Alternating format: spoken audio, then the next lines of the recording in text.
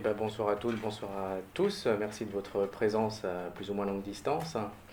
Je m'appelle Hugo Martin, je suis historien de l'art, je suis documentaliste pour la preuve par 7 et j'ai le plaisir d'animer cette seconde séance du séminaire du laboratoire des délaissés. Après la séance du mois dernier sur le risque en politique avec le rôle d'un élu local, donc Noël Mamère en discussion avec Patrick Bouchin, ce soir, on s'intéresse à la jurisprudence et à la loi mise à l'épreuve de la vie à travers une étude de cas qui est celle de Notre-Dame-des-Landes. Et donc, j'ai le plaisir d'avoir à mes côtés Nicole Klein et Patrick Bouchin. Alors, je présente d'abord mes invités avant de vous faire une introduction générale du sujet. Nicole Klein, nous avons un point commun parce que vous avez aussi été documentaliste. Vous avez été donc là au secrétariat général du gouvernement, vous êtes énarque, promotion Fernand Braudel, ce qui sera un parrainage intéressant pour l'histoire, la longue durée et les imaginaires politiques. Vous avez occupé plusieurs postes dans deux ministères qui touchent particulièrement aux questions de la preuve par 7, celui de la communication au sein du ministère de la Culture et celui qu'on appelait alors le ministère de l'Équipement et du Logement. À partir de 2008, vous êtes préfète dans plusieurs départements et en parallèle, vous co-dirigez un groupe de travail chargé de repenser les aides de l'État dans le cadre de la politique de la ville. Là encore une question importante pour la preuve par 7. À partir de 2014, vous devenez préfète de région en Normandie, Seine-Maritime, puis en 2017 des Pays de la Loire et donc du département de Loire-Atlantique où vous aurez à gérer le dossier de Notre-Dame-des-Landes qui nous occupe aujourd'hui. Patrick Bouchin, vous êtes architecte, mais le mot est un petit peu limité pour vous. Vous aimez trop les images pour être qualifié d'iconoclaste, alors bâtisseur, mais bâtisseur ça ne vous va peut-être pas. Pour quelqu'un qui a toujours revendiqué une attention primordiale à l'existant et au déjà là, et qui aura toujours revendiqué de peu construire. Mais il est un sens du mot bâtir appliqué à la couture, qui consiste à assembler les pièces d'un vêtement en les faufilant. Et celui-ci vous convient bien. Tout au long de votre carrière, notamment avec l'agence Construire, vous aurez en effet assemblé ensemble des éléments et des personnes apparemment disparates. Vous vous êtes formé à une époque où dans l'enseignement supérieur, l'architecture était encore un des beaux-arts, mais aussi auprès d'un décorateur et d'un peintre. Vous avez transformé des bâtiments industriels en lieux artistiques, compagnonné avec des artistes, des circassiens, des grands cuisiniers et des chercheurs. La métaphore de la couture se prête bien à votre travail, toujours pensé de manière juste, c'est-à-dire avec un souci de justice et de justesse pour le lieu d'où il naît. Et faufiler en couture, c'est coudre pour que les parties tiennent ensemble, mais qu'elles ne soient pas trop serrées, c'est-à-dire accepter que les projets que vous livrez aient toujours une part d'inachevé, qu'il revient aux habitants et aux usagers, inclus dans la réflexion le plus en amont possible de continuer au même. Et puis faufiler, c'est se faufiler, et vous vous êtes souvent faufilé dans les interstices du droit, jouant de sa plasticité et de sa puissance d'imagination pour remettre l'architecture au cœur de la vie politique et citoyenne. Alors, cette attention à l'existant, au déjà là, au temps long de l'élaboration d'un projet, ancré dans son territoire, imaginé dès le début avec celles et ceux qui l'habiteront et qui en auront l'usage, pour les rendre autonomes, lieu toujours inachevé car toujours ouvert, jamais figé dans ses usages, tout ceci est au fondement de la preuve par 7, qui accompagne depuis 2018 une dizaine de projets ayant cette ambition. Et le laboratoire des délaissés, que la preuve par 7 porte avec la chaire de philosophie à l'hôpital, et remercions ici ce soir Cynthia Fleury et toute son équipe, particulièrement Nicolas, Colline et Jessica pour leur accompagnement intellectuel, humain et ce soir technique, vient aussi de ses préoccupations. Interroger la notion de soins et d'attention en urbanisme et en architecture, d'attention aux lieux et aux personnes délaissées, mais aussi, nous le verrons ce soir, au paysage. Après un premier cours, comme je le disais tout à l'heure, le mois dernier, sur la prise de risque en politique, on élargit un petit peu la focale ce soir avec un territoire plus large, Notre-Dame-des-Landes, et un personnage à la tête des services déconcentrés de l'État dans le département, la préfète. La preuve par 7 a toujours été convaincue que c'est par l'observation et l'accompagnement de cas singuliers que l'on peut expérimenter et faire émerger des jurisprudences qui prennent dès lors un caractère général et peuvent inspirer et s'aimer, d'où l'intérêt de ce soir de se focaliser sur une étude de cas, Notre-Dame-des-Landes, son projet d'aéroport, imaginé dès les années 60, finalement interrompu en 2018, l'occupation de la ZAD, qui s'est révélée être un réservoir d'expérience sur de multiples questions qui intéressent la preuve par 7 et ce laboratoire, et surtout la sortie de crise en 2018 que vous avez menée, Madame la Préfète. Alors, pour ceux qui n'avaient pas forcément toujours suivi Notre-Dame-des-Landes, voici un petit peu le territoire qui nous occupe ce soir, soit à une petite trentaine de kilomètres au nord-ouest de Nantes. C'est 1600 hectares, c'était le projet de l'aéroport, la ZAD en fait quelques centaines, 7 km de long sur 2 km de large, et c'est un bocage remarquablement conservé pour des raisons sur lesquelles on reviendra. Maintenant, je vous fais une petite chronologie, est-ce que vous voyez? Mais non, parce qu'avec ça, c'est moins pratique.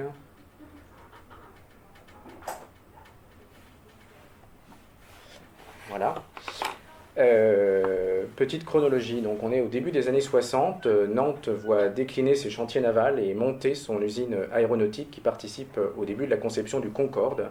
L'aéroport de Nantes vient d'ailleurs tout juste d'être agrandi pour ce faire.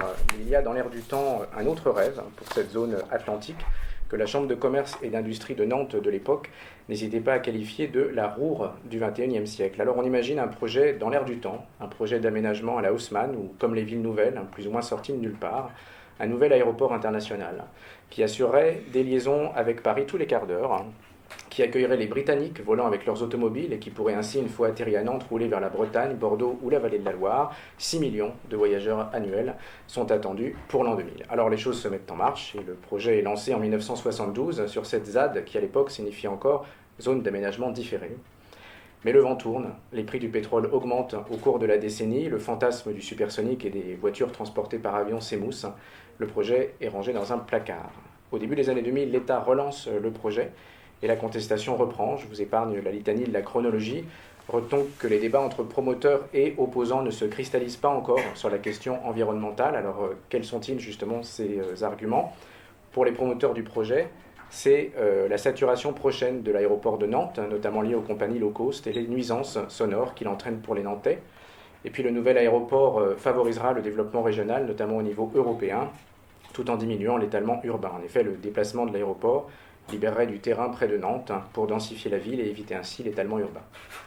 Les opposants répondent, eux, que l'accroissement de la capacité des avions n'entraîne pas davantage de mouvements d'appareils ni donc de saturation. Pour preuve, en 2012, les mouvements commerciaux étaient à peine supérieurs à ce qu'ils étaient en l'an 2000, que d'autres aéroports européens de taille similaire absorbent sans problème un flux de passagers bien supérieur. Quant au bruit, le renouvellement de la flotte et des aménagements sur l'aéroport pourront l'atténuer. Ben bon, l'argument principal que l'on reconnaît tous aujourd'hui, c'est d'abord l'argument écologique, qui devient à la fin des années 2000 le nœud du projet et qui émerge avec les luttes politiques et l'occupation de la ZAD, qui devient alors une zone à défendre. Les zadistes critiquent l'impact qu'aurait l'artificialisation des sols de la ZAD de Notre-Dame-des-Landes et les prévisions d'accroissement du trafic aérien qui augmenteraient de fait les émissions de gaz à effet de serre. L'histoire continue de rapports de commission en évacuation partielle, d'enquête publique en déclaration d'utilité publique du projet. En 2010, l'État signe une concession avec Aéroport du Grand Ouest, détenu à 85% par Vinci pour une durée de 55 ans. En 2012, la ZAD se renforce après une première opération d'évacuation qui fédère 40 000 personnes en renfort des zadistes. Pour tenter de sortir de l'impasse, une consultation électorale est lancée en 2016 auprès des électeurs de Loire-Atlantique. Le non au projet l'emporte de peu, 55%, avec un taux de participation de 51%. Mais voilà, sur bien des points, la consultation soulève de nombreux questionnements. Une consultation qui ne règle donc rien et qui n'a pas d'effet immédiat. En 2017, c'est l'arrivée d'un nouveau gouvernement qui commande un rapport à 3 experts avec 6 mois d'audition, et ce rapport reconnaît qu'il y a une alternative au nouvel aéroport, le réaménagement de l'actuel aéroport Loire-Atlantique, de quoi déverrouiller un débat qui semblait vraiment calcifié depuis des années. L'abandon du projet est donc annoncé par le gouvernement le 17 janvier 2018. Et là, je vous reprends dans un des articles que vous avez publiés. Abandon du projet, retour des terres à l'agriculture, expulsion de tous les occupants sans titre qui n'auront pas présenté de projet agricole à l'issue de la trêve hivernale. Telles étaient vos consignes que vous disiez claires à l'époque. Alors à partir de là, on va faire un petit peu de casuistique, cet aller-retour entre une étude de cas et des enseignements généraux, car le cas de Notre-Dame-des-Landes résonne avec nombre de questionnements de la preuve par 7 et du laboratoire des délaissés. La preuve par 7 a toujours accompagné des projets qui étaient portés par des élus et par la société civile, d'où l'intérêt d'une réflexion sur la politique, sur le politique, sur comment remettre du politique face aux techniciens et aux acteurs privés qui sont aussi importants dans la constellation d'acteurs de ces projets, sur la place de l'administration et des services déconcentrés de l'État dans l'accompagnement de ces projets également. Ces projets tentent toujours à faire émerger le plus en amont possible une gouvernance collective qui associe les usagers du lieu, d'où la réflexion sur la valeur d'usage qui a été créée par les habitants, par les occupants d'un lieu, même s'ils n'en sont pas propriétaires, et qui n'a aucune valeur lorsqu'il est désaffecté et fermé pendant des années. Les projets de la preuve par 7 réveillent toujours des imaginaires, celui des lieux anciennement occupés, un premier collège jésuite de France, un couvent néo-gothique, une ancienne gare. celui de la mémoire des habitants et des résidents de ces lieux.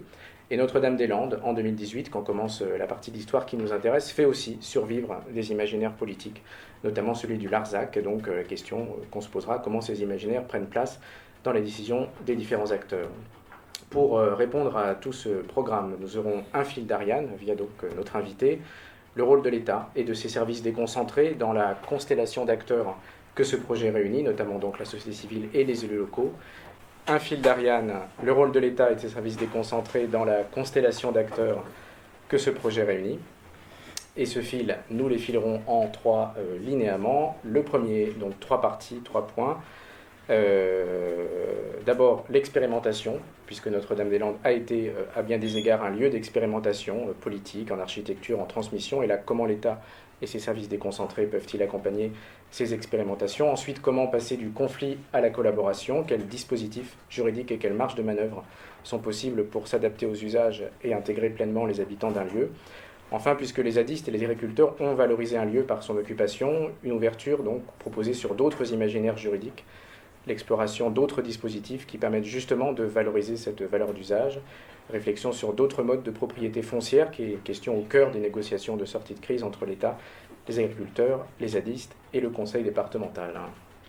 Et comme tout plan qui se respecte, il y a un point 0 avant le point 1, et c'est celui donc de la préfète. Patrick, vous vouliez interroger la préfète sur le rôle général d'un préfet, d'une préfète. Je prends ça, moi. Oui. Ouais, il marche. Il faut appuyer dessus, je pense. Je ne sais pas comment ça marche. On entend sur le petit. Là, Ouais, voilà. on entend, il y a une petite Voilà. lumière qui- Non, je pense que, comme pour ceux qui ont assisté au débat d'il y a un mois, comme l'a présenté Hugo, moi je ne fais rien en dehors du politique. C'est-à-dire que je considère que toute nos sociétés voilà, est politique. Et elle a un mode donc, de représentation politique qui est donc démocratique, qui désigne donc par le vote un représentant politique.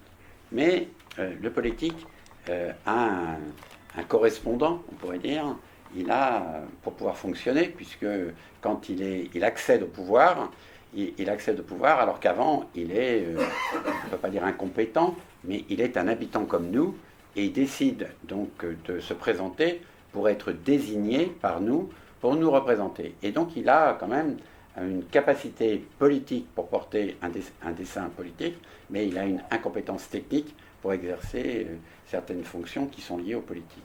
Et donc je dis toujours, on ne peut pas faire quelque chose sans le politique, et on ne peut pas faire quelque chose, ça peut paraître bizarre que ce soit dit par moi, sans l'administration. Voilà. Moi je pense que la grande force d'un État démocratique, c'est son administration. Et dans son administration, elle est là pour réguler, tempérer, rendre équivalent, on pourrait dire, ou égalitaire sur le territoire national des fonctionnements donc, politiques qui quelquefois pourraient être par excès d'idéologie, on pourrait dire, ou par excès de volontarisme, faire des choses qui seraient contraires à l'intérêt général. Et donc l'administration est là, et en effet l'administration, elle a des représentants, qui sont des représentants dans l'administration centrale, mais des représentants locaux. Et ces représentants locaux donc, ont une mission sur le terrain dont le préfet est pour moi la mission principale. Et en plus, ça peut paraître bizarre, mais le préfet est quelqu'un qui n'a pas une compétence particulière, il a une compétence générale pour réunir justement les services de l'administration et le politique au niveau local.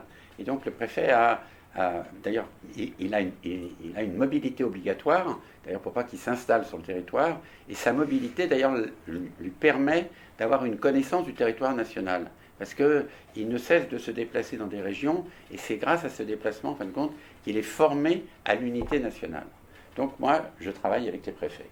Voilà. Donc je ne fais jamais rien sans qu'un préfet soit au courant sur ce que je fais sur le territoire, et d'essayer d'ailleurs de lui faire comprendre que c'est une expérience sur le territoire que lui-même ne peut pas faire, mais que peut-être que cette expérience enrichirait l'incompréhension ou la non-connaissance de l'expérience qu'on mène sur le territoire. Donc, ça peut paraître bizarre, mais je dis toujours, il faut un trio, il faut un élu, il faut un représentant de l'administration, et donc on commence par le préfet qui après, suivant le sujet, peut désigner quelqu'un qui le représente, et après il faut quelqu'un de la société civile. Parce que toute personne, moi je suis toujours de la société civile, je ne travaille que dans l'intérêt général et je suis dans la société civile. Et il faut quelqu'un de la société civile. En général, c'est lui d'ailleurs qui a créé la question, ou qui a posé la question, ou qui est porteur d'ailleurs d'un problème. Donc il ne faut pas aller chercher quelqu'un qui le remplace, il faut au contraire le faire venir. Et quelquefois, et on va en parler pour Notre-Dame-des-Landes, peut-être que celui qui représente la société civile, il a tellement été battu, tellement été contredit, qu'il exprime obligatoirement son point de vue avec une violence parce qu'il n'a pas été entendu. Voilà. Et donc, comment faire pour que cette personne soit entendue à sa juste place et que ce qu'elle fait reprenne sa place dans l'intérêt général. Alors, moi, j'ai observé Nicole depuis très longtemps. Et quand elle a été nommée donc, sur ce territoire où il y avait ce dossier, comme on dit, hein, on a un dossier, j'ai voulu voir quand même comment elle allait faire. Parce que c'est pas simple. Être une femme, c'est pas simple. Être une femme préfet, c'est pas simple. Et traiter d'un sujet comme ça, sincèrement, il y en a plus d'un qui ne voulait pas le traiter. Et donc, je pense que ce soir, il faut qu'on entende et qu'on écoute avec attention comment Nicole, de la place où elle était, où elle a été nommée, parce qu'on ne réussit jamais tout, mais comment, en effet, elle a abordé le sujet pour, non pas collaborer au sens d'annuler, mais collaborer au sens de comprendre ce qui se passait sur le territoire. Voilà. Alors, pour moi, c'est un très grand honneur que d'abord elle est acceptée, parce que souvent, c'est comme si on disait, j'ai pas le droit, j'ai pas de réserve et tout. Bon, elle est à la retraite, mais quand même. Donc pour moi, c'est un très grand honneur qu'elle soit là, et donc je vais plutôt être à côté d'elle que face à elle. Voilà, donc je m'arrêterai. Je voyais que tu trouvais que j'étais long, mais je préférais que ce soit long avant de donner la parole à Nicole. Non, mais merci Patrick, parce que tu as expliqué ce que c'était qu'un préfet, ça m'évite de le faire, et puis tu l'as fait très bien. Bon, peut-être qu'on va reprendre les trois pôles dont tu as parlé, hein, les élus, la société civile et le préfet. Donc les élus sur Notre-Dame-des-Landes, ils sont tous favorables au projet d'aéroport. Donc les élus me détestent une fois que la décision a été prise de ne pas faire l'aéroport, hein, donc janvier 2018. Donc les élus, je ne peux pas compter sur eux. C'est l'exception, le maire de Notre-Dame-des-Landes, qui évidemment était défavorable au projet, puisque c'était sur sa commune, et puis parce qu'il est plutôt écolo quand même, le maire de Notre-Dame-des-Landes. Mais sinon, tous les élus, sans exception, sont favorables au projet d'aéroport, qu'ils soient socialistes ou les républicains. Hein, tous pensent que c'est un grand projet pour la région à laquelle ils appartiennent, donc le Grand Ouest. Donc les élus, on ne peut pas compter sur eux pour essayer d'arranger les choses. La société civile, on a en effet des zadistes, on les a appelés comme ça, même s'il faudra revenir un peu sur les zadistes, parce que ce n'est pas un bloc uniforme, donc qu'on n'a jamais voulu entendre, qui sont détestés par l'environnement parce qu'on considère que c'est une zone de non-droit, des gens qui ne payent pas les impôts, des gens qui ne payent pas la taxe d'ordures ménagères, des gens en dehors, ce qui explique d'ailleurs les résultats de la consultation de 2016, hein, qui étaient favorables au projet d'aéroport, essentiellement parce les gens qui ont voté étaient contre les zadistes, contre une zone de non-droit. Voilà, et puis donc vous avez ce contexte-là qui est quand même très difficile d'isolement absolu. Alors quand on est préfète, on est très seul, mais là on est vraiment très très seul. On a une feuille de route du gouvernement qui est très claire, mais sinon on se trouve dans un environnement assez hostile avec des zadistes qui ne veulent pas vous parler et surtout des élus qui ne veulent pas vous aider. Voilà, et puis quand même aussi ce qui est très important, c'était que c'était un lieu que je connaissais. Ce qui est extrêmement rare dans le métier préfectoral, puisque j'avais été secrétaire générale à Nantes en 2000, donc déjà à la préfecture de Loire-Atlantique, donc tout au début du projet, et que dès 2000, j'avais dit aux services techniques de l'État qui suivaient le projet, donc la direction régionale de l'équipement, puisque ça existait encore à l'époque, c'était l'ancêtre de l'Adréal, je leur avais dit que leur manière d'aborder le projet ne me paraissait pas la bonne. Hein, c'était technique ingénieur des ponts, il y a peut-être des ingénieurs des ponts dans cette salle, pour ouvrir le débat, mais c'est-à-dire ingénieur des ponts, on construit, Et donc la Direction générale de l'aviation civile, on va construire un nouvel aéroport. C'est une grande aventure, puisque le seul aéroport qu'on ait construit, c'est celui de Lyon-Satolas, qu'on a réussi à construire. Depuis, on n'en a pas fait un seul. Donc pour eux, c'était vraiment... ingénieur des ponts et chaussées, on construit plus de chaussées, mais on construit des ponts et on construit un aéroport. Donc voilà un peu l'environnement dans lequel j'arrive, avec ce privilège, encore une fois, d'avoir été en poste en 2000, donc avant la déclaration d'utilité publique, qui date de 2008, et en ayant déjà dit au service de l'État que ça me paraissait très très difficile de faire ce projet. Donc on a laissé des années s'écouler, et quand préfète ailleurs, je rencontrais le préfet de la Loire-Atlantique, je lui demandais comment ça avançait, et le préfet me disait toujours, qui que soit le préfet, bientôt je vais couper le ruban de l'aéroport. Bon, c'était vraiment leur grande idée, on va couper le ruban, et un refus absolu de parler à ceux qui étaient là. C'est quand même très très important. Voilà, donc heureusement, il y a eu cette médiation de 6 mois, comme Hugo l'a dit, donc on réfléchit pendant 6 mois, et c'était une très bonne idée. Je vous rappelle que le président de la République, Emmanuel Macron, avait dit avant la campagne qu'il ferait l'aéroport. Mais une fois élu, il a quand même cette intelligence de se dire on va peut-être faire une commission, on va faire une médiation, et pendant 6 mois on réfléchit.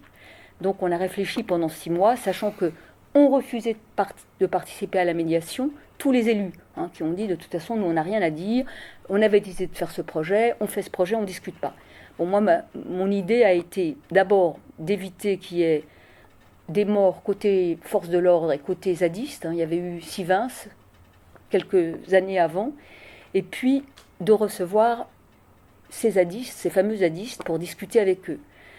J'ai demandé l'autorisation de personne, je ne sais pas si j'aurais eu l'autorisation d'ailleurs. Tous mes collègues préfets me disant quelle drôle d'idée de recevoir des oiseaux pareils, c'est une citation, des oiseaux pareils. Donc je leur ai dit, je suis allée d'abord voir sur place comment ça se présentait, et puis je les ai invités à la préfecture. Donc c'était la première fois qu'ils venaient à la préfecture, et je ne résiste pas de raconter cette histoire. Donc d'abord ils m'ont dit qu'ils refusaient de décliner leur identité parce qu'ils s'appelaient tous Camille. Je leur ai expliqué que quand on rentre dans une préfecture, on montre une pièce d'identité, on ne peut pas tous s'appeler Camille. Première chose, donc ils ont montré leur carte d'identité et ils ne se sont pas tous appelés Camille. Ils voulaient venir avec un t-shirt « All cops are bastards ». Je leur ai dit que c'était peut-être malvenu dans un endroit qui était gardé par des policiers, parce qu'il y a des policiers au poste de garde de la préfecture. Ils sont venus, ils se sont assis autour de la table, et puis ils m'ont dit, l'un d'entre eux m'a dit « C'est vraiment très beau la préfecture ». Je ne sais pas si vous connaissez la préfecture à Nantes, mais c'est l'ancien hôtel d'Anne de Bretagne, c'est très beau. Et donc un m'a dit « C'est vraiment très beau chez vous ». Et je lui ai répondu « Mais c'est chez vous aussi ». Alors là, il n'a pas su quoi répondre, mais c'était chez lui aussi. Donc c'était une partie du combat qui était gagnée, puis on a discuté, on a essayé de faire avancer le projet. Voilà, en tout cas, trois partenaires, encore une fois, dans une conjoncture très difficile. Alors, une feuille de route du gouvernement très claire, donc ne peuvent rester, on ne fait pas l'aéroport, donc on abandonne la déclaration d'utilité publique. Une déclaration d'utilité publique, ça dure 10 ans. Donc c'était 2008-2018, donc la grande inquiétude, c'était de la prolonger. Donc le gouvernement annonce qu'il ne la prolongera pas. Donc c'était déjà un soulagement du côté de ceux qui ne voulaient pas faire l'aéroport. Ensuite, ne pouvaient rester que ceux qui étaient dans une situation le plus légale possible, et des expulsions pour ceux qui ne se régularisaient pas, mais on ne peut pas expulser en période hivernale, donc on ne peut pas expulser du 1er novembre au 31 mars, donc de toute façon aucune expulsion avant avril, et la décision d'expulser ceux qui ne rentreraient pas dans le cadre légal. Je dis ça parce que beaucoup des zadistes n'ont pas compris pourquoi il y aurait des expulsions. C'est-à-dire certains ont considéré que leur combat était fini une fois qu'on ne faisait pas l'aéroport. Mais c'était quand même un peu plus compliqué que ça. Moi personnellement, je pense que c'était une bonne position de dire ne resteront que ceux qui sont dans une situation légale, et un certain nombre d'entre eux sont rentrés. Donc voilà la vision d'entrée. Alors on va déplier toutes ces questions. Merci pour cette introduction, mais déjà justement de revenir de manière un peu plus générale au rôle d'un préfet en général. À quoi ça sert un préfet, dont on a quand même plutôt souvent dans les médias la vision d'un pouvoir coercitif, mais qui n'est pas son seul... Mais en fait, le sujet de Notre-Dame-des-Landes, il y a deux aspects. Il y a un aspect aménagement du territoire, très important, et puis un aspect ordre public. Et on a tendance à ne voir les préfets que dans leur mission d'ordre public. Bon, comme je vous l'ai dit, le sujet d'ordre public, moi, ça m'a préoccupé du premier jour. Hein, éviter qu'il y ait des morts des deux côtés, du côté des forces de l'ordre, du côté des zadistes, sachant qu'un certain nombre, du côté des zadistes, il y avait des gens qui étaient prêts à donner leur vie pour la cause. Hein. Il y a toujours... voilà. Donc ça, c'était une préoccupation très importante. Et sur l'aménagement du territoire, on décide que cette zone va être rendue à l'agriculture, mais qu'il faut que les agriculteurs ou néo-agriculteurs qui s'installent là soient dans une situation régularisée. Donc c'est deux sujets, c'est pour ça que c'est intéressant d'en parler comme un cas. Hein, c'est à la fois une zone qu'on rend à l'agriculture, très clairement, et puis une zone où il faut que l'ordre public soit respecté. Et l'ordre public, hein, c'est l'ordre républicain. C'est-à-dire que la route qui était fermée à la circulation, dite route des chicanes, parce qu'ils avaient installé, les zadistes avaient installé un certain nombre de chicanes le long de la route, que la route soit rendue à la circulation. Et moi, mon argument, c'était de dire que c'est la route, c'est du domaine public. Il n'y a pas de raison, depuis la Révolution française, les chemins n'appartiennent à personne, ils appartiennent à tout le monde. Donc c'était un argument assez fort qu'ils ont entendu, il fallait que la route soit rendue à la circulation. Ah, il y avait des gens, vous avez montré la carte, il y avait des gens qui étaient obligés de faire un détour de 45 km pour rentrer chez eux. Donc il fallait d'abord ouvrir la route à la circulation. Donc on a ouvert la route à la circulation. C'était compliqué parce que la route, elle était départementale. Et le conseil départemental, qui était quand même dans une position très hostile à ce moment-là, à la ZAD, a tout fait pour ralentir l'ouverture de la route, sur laquelle il fallait faire des travaux. Et puis l'aménagement du territoire, puisqu'on rouvrait, hein, cette zone, elle était faite pour faire de l'agriculture en respectant la biodiversité, qui était en plus très riche sur le territoire, puisqu'il n'y avait rien, il ne s'était rien passé depuis 60 ans. Donc on trouvait des petites bêtes qu'on ne trouve nulle part ailleurs. Voilà, donc c'est intéressant parce que il y a, encore une fois, un sujet d'aménagement du territoire, un sujet d'ordre public, et c'est aussi un sujet intéressant, parce que ce qui est rare, c'est que le préfet avait toutes les cartes en main. C'est-à-dire que dans beaucoup de sujets, il faut demander l'avis des collectivités locales, l'avis Et là, le préfet, sauf la route qui était départementale, pouvait décider seul d'un certain nombre de choses, puisque les terres, c'était un projet de l'État, c'était l'État qui avait décidé de ne pas le faire, l'ordre public, les forces de l'ordre, elles sont à la main du préfet, donc un dossier intéressant, parce qu'encore une fois, il y a une fois réunis les zadistes, encore une fois, il y a une partie des zadistes, je dirais un tiers d'entre eux, qui étaient totalement hostiles à toute intervention de l'État sur cette zone, donc c'était vraiment... beaucoup de préfets à la fois n'avaient aucune envie d'être à ma place, mais m'enviaient parce que j'avais une très grande marge de manœuvre dans la manière de faire. Alors on reviendra du coup sur cette marge de manœuvre. Non. Donc vous n'avez pas répondu sur les pouvoirs du préfet. Ah bah, les pouvoirs du préfet, si, dis-le, parce que comme il y a sécurité et santé, oui. Et avec les agences régionales de santé. Oui, alors l'ordre public en France, il est régalien. Hein, c'est le préfet, même si les policiers et les gendarmes n'aiment pas trop le dire, c'est le préfet qui commande les policiers et les gendarmes. Hein, donc il n'y a pas d'intervention des gendarmes sans commandement du préfet. Par exemple, un des problèmes quand on regarde l'affaire de Sivins de près, c'est que le préfet n'était pas là. Il a laissé totalement la main aux gendarmes qui ont été très contents qu'on leur laisse la main.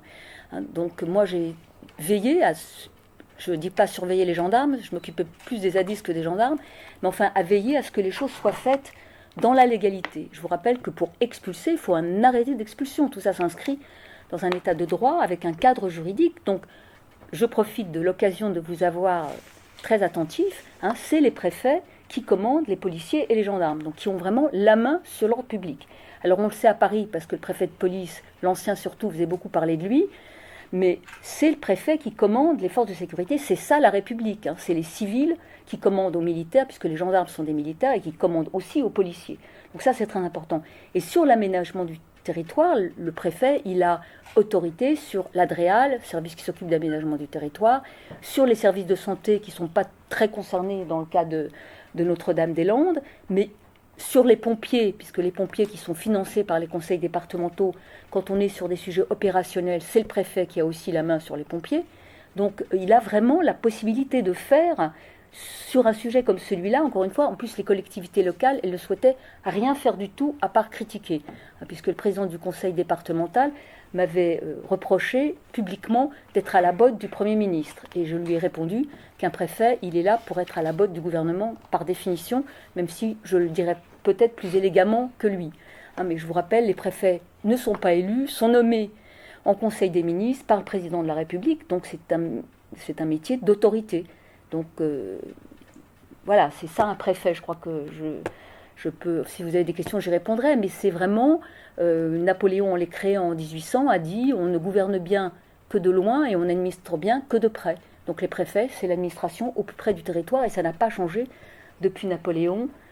Voilà, c'est toujours là et comme le disent certains, tout ce qui date de Napoléon, à part le code civil qui a été un peu modifié, moins défavorable aux femmes, c'est quand même très solide. Le Conseil d'État, Polytechnique, les préfets sont toujours là. Alors Notre-Dame-des-Landes, c'était un lieu d'expérimentation. Là, je me base sur plein d'articles écrits par des sociologues, par des paysagistes, par des géographes qui sont allés voir sur le terrain. Patrick y est aussi allé avec plusieurs étudiants, Christophe Lorenz notamment en tant que professeur.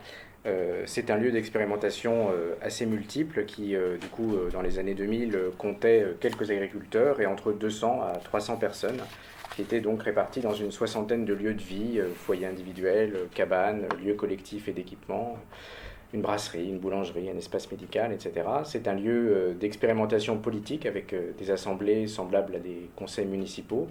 Ce qui a pu faire dire à la sociologue Geneviève Pruvot quand elle est allée sur le terrain, occuper la zone, c'est surtout s'occuper à la rendre habitable. Et cette question de l'habitabilité nous intéresse beaucoup à la preuve par 7. Ce qui fait qu'à la question interloquée, mais qu'est-ce que vous fabriquez à la ZAD, il est possible de répondre, on fabrique la ZAD.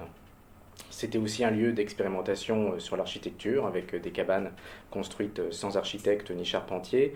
Jamais une cabane seule, mais toujours en constellation autour d'un lieu commun et d'un jardin. Donc une qualité de présence habitante concentrée sur le métier de vivre et d'abord sur celui de s'installer correctement sur un site en fonction de la topographie, des accès, de la lumière. Donc vraiment une approche du déjà là, du patrimoine matériel et immatériel, vernaculaire, à laquelle, encore une fois, la preuve par 7 est très attachée. C'était aussi un lieu d'expérimentation sur la transmission. Au Haut-Fay, par exemple, c'était une université populaire et un chantier ouvert dans un ancien corps de ferme. Voilà, et un zadiste raconte que quand les premiers sont arrivés, ils ont drainé l'eau et ont redonné vie au lieu. Gilbert, le paysan qui était là avant, était content de nous voir arriver. Donc une transmission par le faire, et ça c'est très important aussi, dans lequel aucun geste n'est trivial, l'alimentation, les lumières, le choix des toilettes, etc. C'était un lieu d'expérimentation du travail aussi, et d'abord d'un autre rapport au travail, que les tâches communes soient effectuées par rotation ou par volontariat. Le système, comme le dit la même sociologue, fonctionne du fait de la bonne volonté partagée et de l'adoption rapide des codes militants libertaires où cela ne se fait pas de ne rien faire et où se comporter en bureaucrate, selon la formule entendue, ou en antiféministe qui cantonnerait les femmes à la cuisine, donc ça ne se fait pas. Du coup, l'abolition de la frontière aussi entre travail manuel et travail intellectuel, à laquelle la preuve par 7 est aussi très attachée, où toutes les tâches sont visibles, ce qui est quand même de moins en moins le cas dans nos sociétés, notamment urbaines. Une partie de la cuisine, de la vaisselle, du bricolage se font en plein air. Et arpenter le site, c'était donc aussi observer ces savoir-faire en situation. Enfin, c'était un lieu d'expérimentation sur l'hospitalité et tout le laboratoire des délaissés vise aussi à creuser cette question. Visiter la ZAD, c'est se trouver pris, comme disait la même sociologue, dans un flux de transmission de menus objets, des flyers, des œufs, un ustensile de cuisine, sans en connaître ni l'expéditeur ni le destinataire, et du coup des rapports de confiance s'établissaient, présumant que vous allez transmettre la bonne information et le bon objet à la bonne cabane, contribuant ainsi à faire de la ZAD un lieu hospitalier, où il est possible de se sentir très bien rapidement à son aise. Alors que sur un chantier, tout le monde coopérait sans chercher à se connaître davantage. Là, on peut passer devant une cabane où des personnes prennent un café, etc., etc.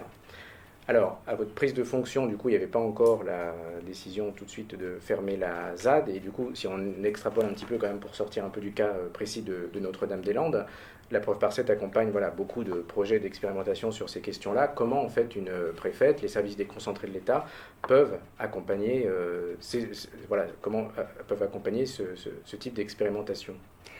L'expérimentation, on ne l'a pas accompagnée.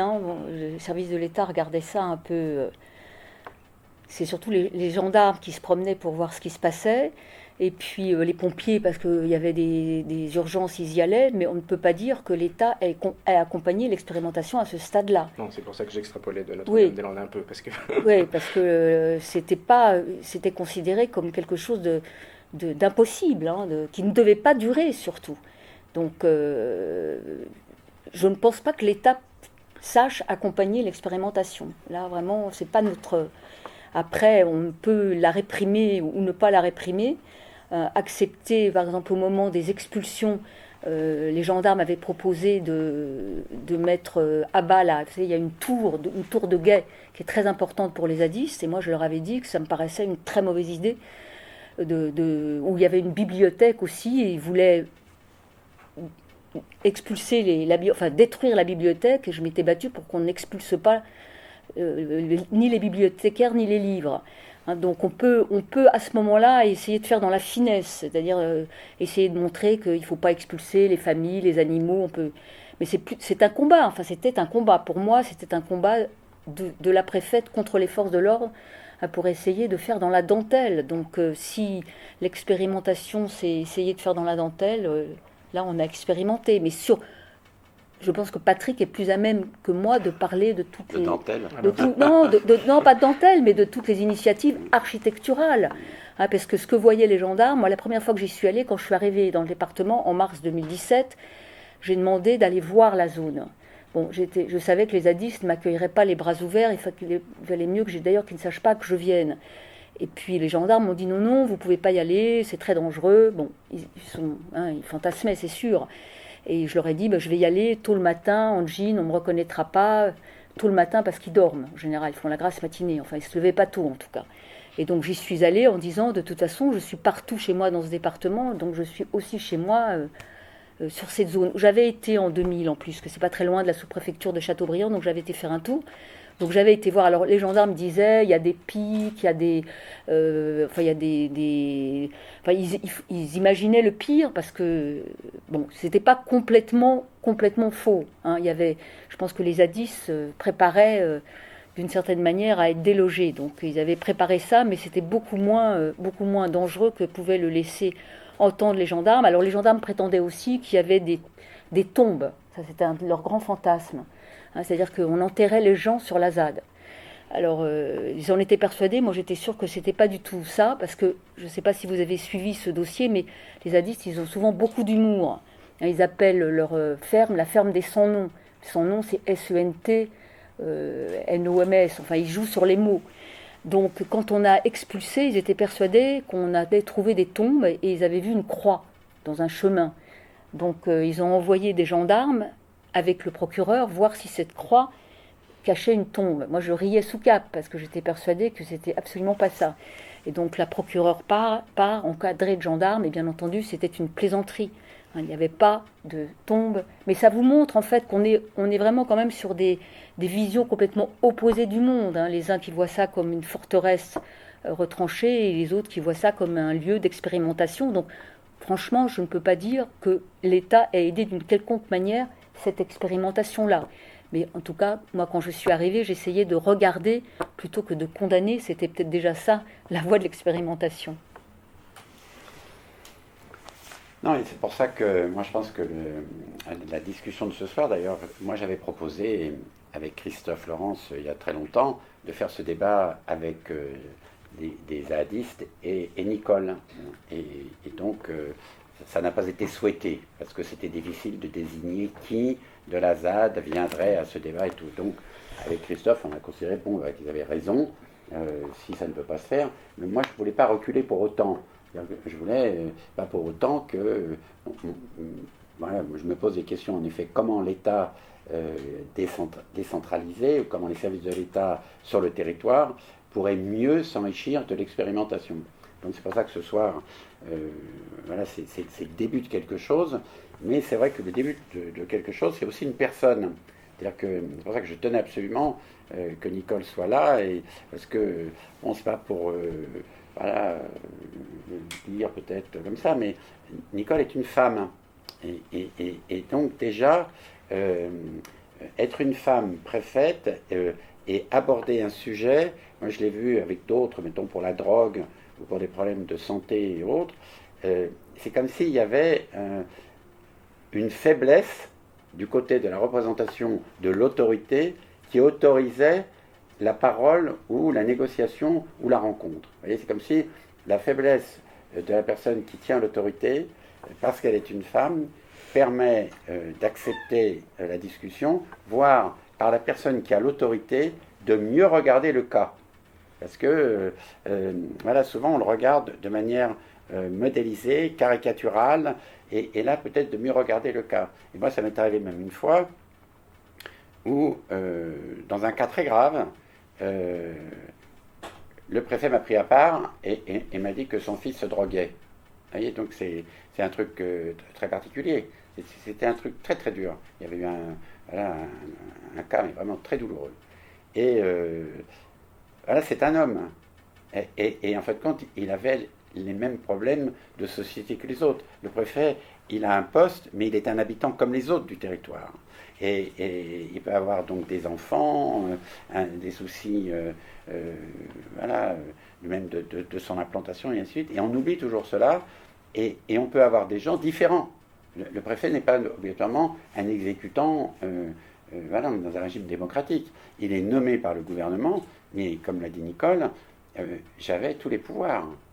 Donc, ils ne se servent pas assez des pouvoirs qu'ils ont et éventuellement de l'expérimentation qu'ils peuvent mener. C'est pour ça que je pense qu'elle fait partie des cas, voilà, que moi j'ai observés et des cas qui pourraient démontrer que voilà, la prise de décision, puisque c'était le sujet que je voulais traiter ce soir, et à quel moment quelqu'un qui représente la collectivité, par le poste qu'on lui a donné et qu'elle a accepté, elle prend une décision qui n'est pas une décision mécanique. Elle prend une décision qui peut être une décision humaine ou une décision inhumaine. Et donc, c'est un peu de ça, moi, dont j'aimerais qu'on parle, c'est parce que Nicole, elle a traité d'autres cas, donc je ne voulais pas mélanger, mais d'autres cas où des fois, seul, c'est dur, il faut prendre une décision. Voilà. Moi, j'ai rencontré des gens, si vous voulez, qui, quelquefois, face à une décision à prendre, étaient obligés d'interroger quelqu'un d'autre dans la chaîne de commandement pour être sûr d'être couvert par la décision qui est prise. Et quelquefois, la nécessité ou la dangerosité de la situation ne vous autorise pas. Vous voyez, dans un incendie, un accident très grave, de pollution et autres, et à ce moment-là, chacun doit prendre une décision. Et c'est de ça, à mon avis, dont on ne parle pas assez dans les corps de l'État qui sont nécessaires au bon fonctionnement d'une société démocratique, qui devrait permettre qu'en effet, on devrait donner plus de liberté ou plus disons, de possibilité de prendre une décision avec discernement liée à sa personne que l'on le fait aujourd'hui. Mais de l'autre côté, c'est pareil. Celui qui expérimente sur le terrain, il expérimente en général parce que la société l'en empêche. Donc c'est comme un enfant qui met la main sur le feu alors qu'on lui dit que ça brûlait. Alors en effet, on lui a dit que ça brûlait, mais il veut quand même vérifier si c'est vrai ce qu'on lui dit. Donc il met la main sur le feu, il se brûle, il n'ose pas dire d'ailleurs qu'il est brûlé, mais il se rappellera que ça brûle. Et donc il faudrait, à un moment donné, quand quelqu'un expérimente sur le terrain, et c'est ça la lutte démocratique, c'est qu'en démocratie, ce qui est formidable, c'est qu'on peut contester l'exercice de l'autorité de l'État, parce qu'on est dans un régime de liberté, et on peut, en contestant, changer la vie sociale, et d'ailleurs rendre humaine la loi, le règlement, et ainsi de suite. Et donc, en effet, il faut donc regarder toujours avec une attention très particulière quelqu'un qui lutte, parce que quelqu'un qui lutte, c'est quelquefois quelqu'un qui est épuisé, parce que la lutte c'est fatigant, c'est des fois quelqu'un qui, n'étant pas écouté, use d'armes visibles, violentes, et donc comme après si on négocie, il faut rétablir l'ordre, ce que Nicole a fait, il faut savoir à quel moment une lutte est nécessaire et doit franchir la ligne rouge. Moi je discutais avec Nicole Maestrassi, je ne sais pas si tu as connu Nicole. Elle était jeune au cabinet, je crois, du Premier ministre au moment du sida. Et se posait la grande question, est-ce qu'on doit d'abord faire une commission, réfléchir, légiférer pour agir, ou est-ce qu'on doit rencontrer ceux qui luttent parce qu'ils ont le sida? Vous voyez, la personne qui a pris la décision de rencontrer ACT UP qui faisaient disons, des performances ou des manifestations excessives pour qu'on l'entende, et c'est grâce à ça qu'on les a entendus. Et je pense que la personne qui a pris la décision de négocier avec ceux qui étaient concernés et qui, par la lutte, avaient peut-être d'ailleurs encore l'énergie de le faire, de faire la loi. Et donc Nicole, elle disait tout le temps, mais on n'aurait jamais fait ça. On a sauvé des vies parce qu'on a travaillé avec ACT UP. Et ACT UP faisait ça pour sauver des vies. Oui, à un moment donné, il y a bien une rencontre. Et donc c'est toute la question, elle est là. Pourquoi cette rencontre n'a pas lieu plus souvent? Alors il faut que ce soit des moments terribles, le sida, le sang contaminé, ou éventuellement, voilà, on a tellement laissé traîner que c'est la merde. Alors on dit, tiens, on va envoyer quelqu'un, elle va se casser les dents, et puis une femme, en fin de compte, c'est pas mal. On pourrait dire qu'elle n'est pas du niveau. Quoi. Voilà, on dirait, c'est pas comme ça, il fallait y aller à l'affrontement, il fallait y aller plus violemment. Voilà. Donc déjà le fait d'avoir dit, on n'y va pas à l'affrontement, c'est déjà une très grande décision. Et peut-être qu'on peut, ceux qui voulaient l'affrontement peuvent le reprocher à Nicole, et ceux qui aujourd'hui considèrent qu'ils n'ont pas obtenu tout ce qu'ils voulaient peuvent reprocher à Nicole ou l'oublier, puisque c'est assez drôle, c'est comme si elle avait disparu. Et donc c'est pas mal aussi, parce que ça veut dire qu'elle représente l'État, et après, elle est remplacée par quelqu'un d'autre. Il y a ce roulement. Non, moi je pense que ce sera très dur d'aller plus loin en une fois comme ça, mais je vous jure, regardez, quels sont les services de l'État? Quel est l'argent qui est mis sur le territoire pour faire des choses? Et pourquoi l'expérimentation n'a pas lieu? Ou pourquoi la société civile qui expérimente n'est pas regardée par l'État pour enrichir l'État? Ça, c'est une grande question démocratique. Alors du coup, ça me fait rebondir parce que donc, vous arrivez à la fin d'un projet que quand même beaucoup de personnes considèrent comme obsolète et on peut dire assez mal emmanché depuis le début. Et après, maintenant, vous êtes professeur à Sciences Po. Et lors d'un des premiers cours que vous enseignez du coup sur Notre-Dame-des-Landes, vous recevez, je ne trahis pas une confidence, un message qui critique votre cours parce que justement, vous enseignez à vos étudiants, enfin, vous enseigneriez à vos étudiants comment ne pas faire un projet. Et ça nous intéresse par rapport à l'architecture parce que voilà, il y a des étudiants d'architecture dans la salle et je pense notamment à leur professeur Catherine Clarisse. On était avec eux la semaine dernière à Béthune. Et en fait, justement, le problème aussi dans les études d'architecture, c'est justement de travailler vraiment sur un projet avec quelque chose d'assez cadré, normé, etc. Du coup, qui empêche peut-être parfois l'émergence d'expérimentation, l'émergence d'imaginaire. Donc là, comment vous, en tant que préfète, et du coup, les services déconcentrés de l'État, se positionnent par rapport à ce travail-là sur un projet, cette vision sur un projet? Mais en fait, je fais ce cours à Sciences Po sur Notre-Dame-des-Landes, je l'ai fait pendant 2 années. En fait, le directeur de Sciences Po, il a reçu 2 types de lettres d'injure. Il a d'abord reçu une lettre d'injure de ceux qui voulaient faire le projet d'aéroport en disant que c'était scandaleux que l'école enseigne à comment ne pas réussir un projet. Bon, donc ça c'était, vous voyez, première critique. C'est-à-dire que l'État a décidé, l'État doit faire, alors qu'on pourrait quand même s'interroger sur est-ce qu'il fallait le faire. Donc il y a des gens qui refusent même de se poser cette question, au nom d'une espèce de raison d'État qui, sur ce dossier-là, avait quand même pas beaucoup de raison d'être.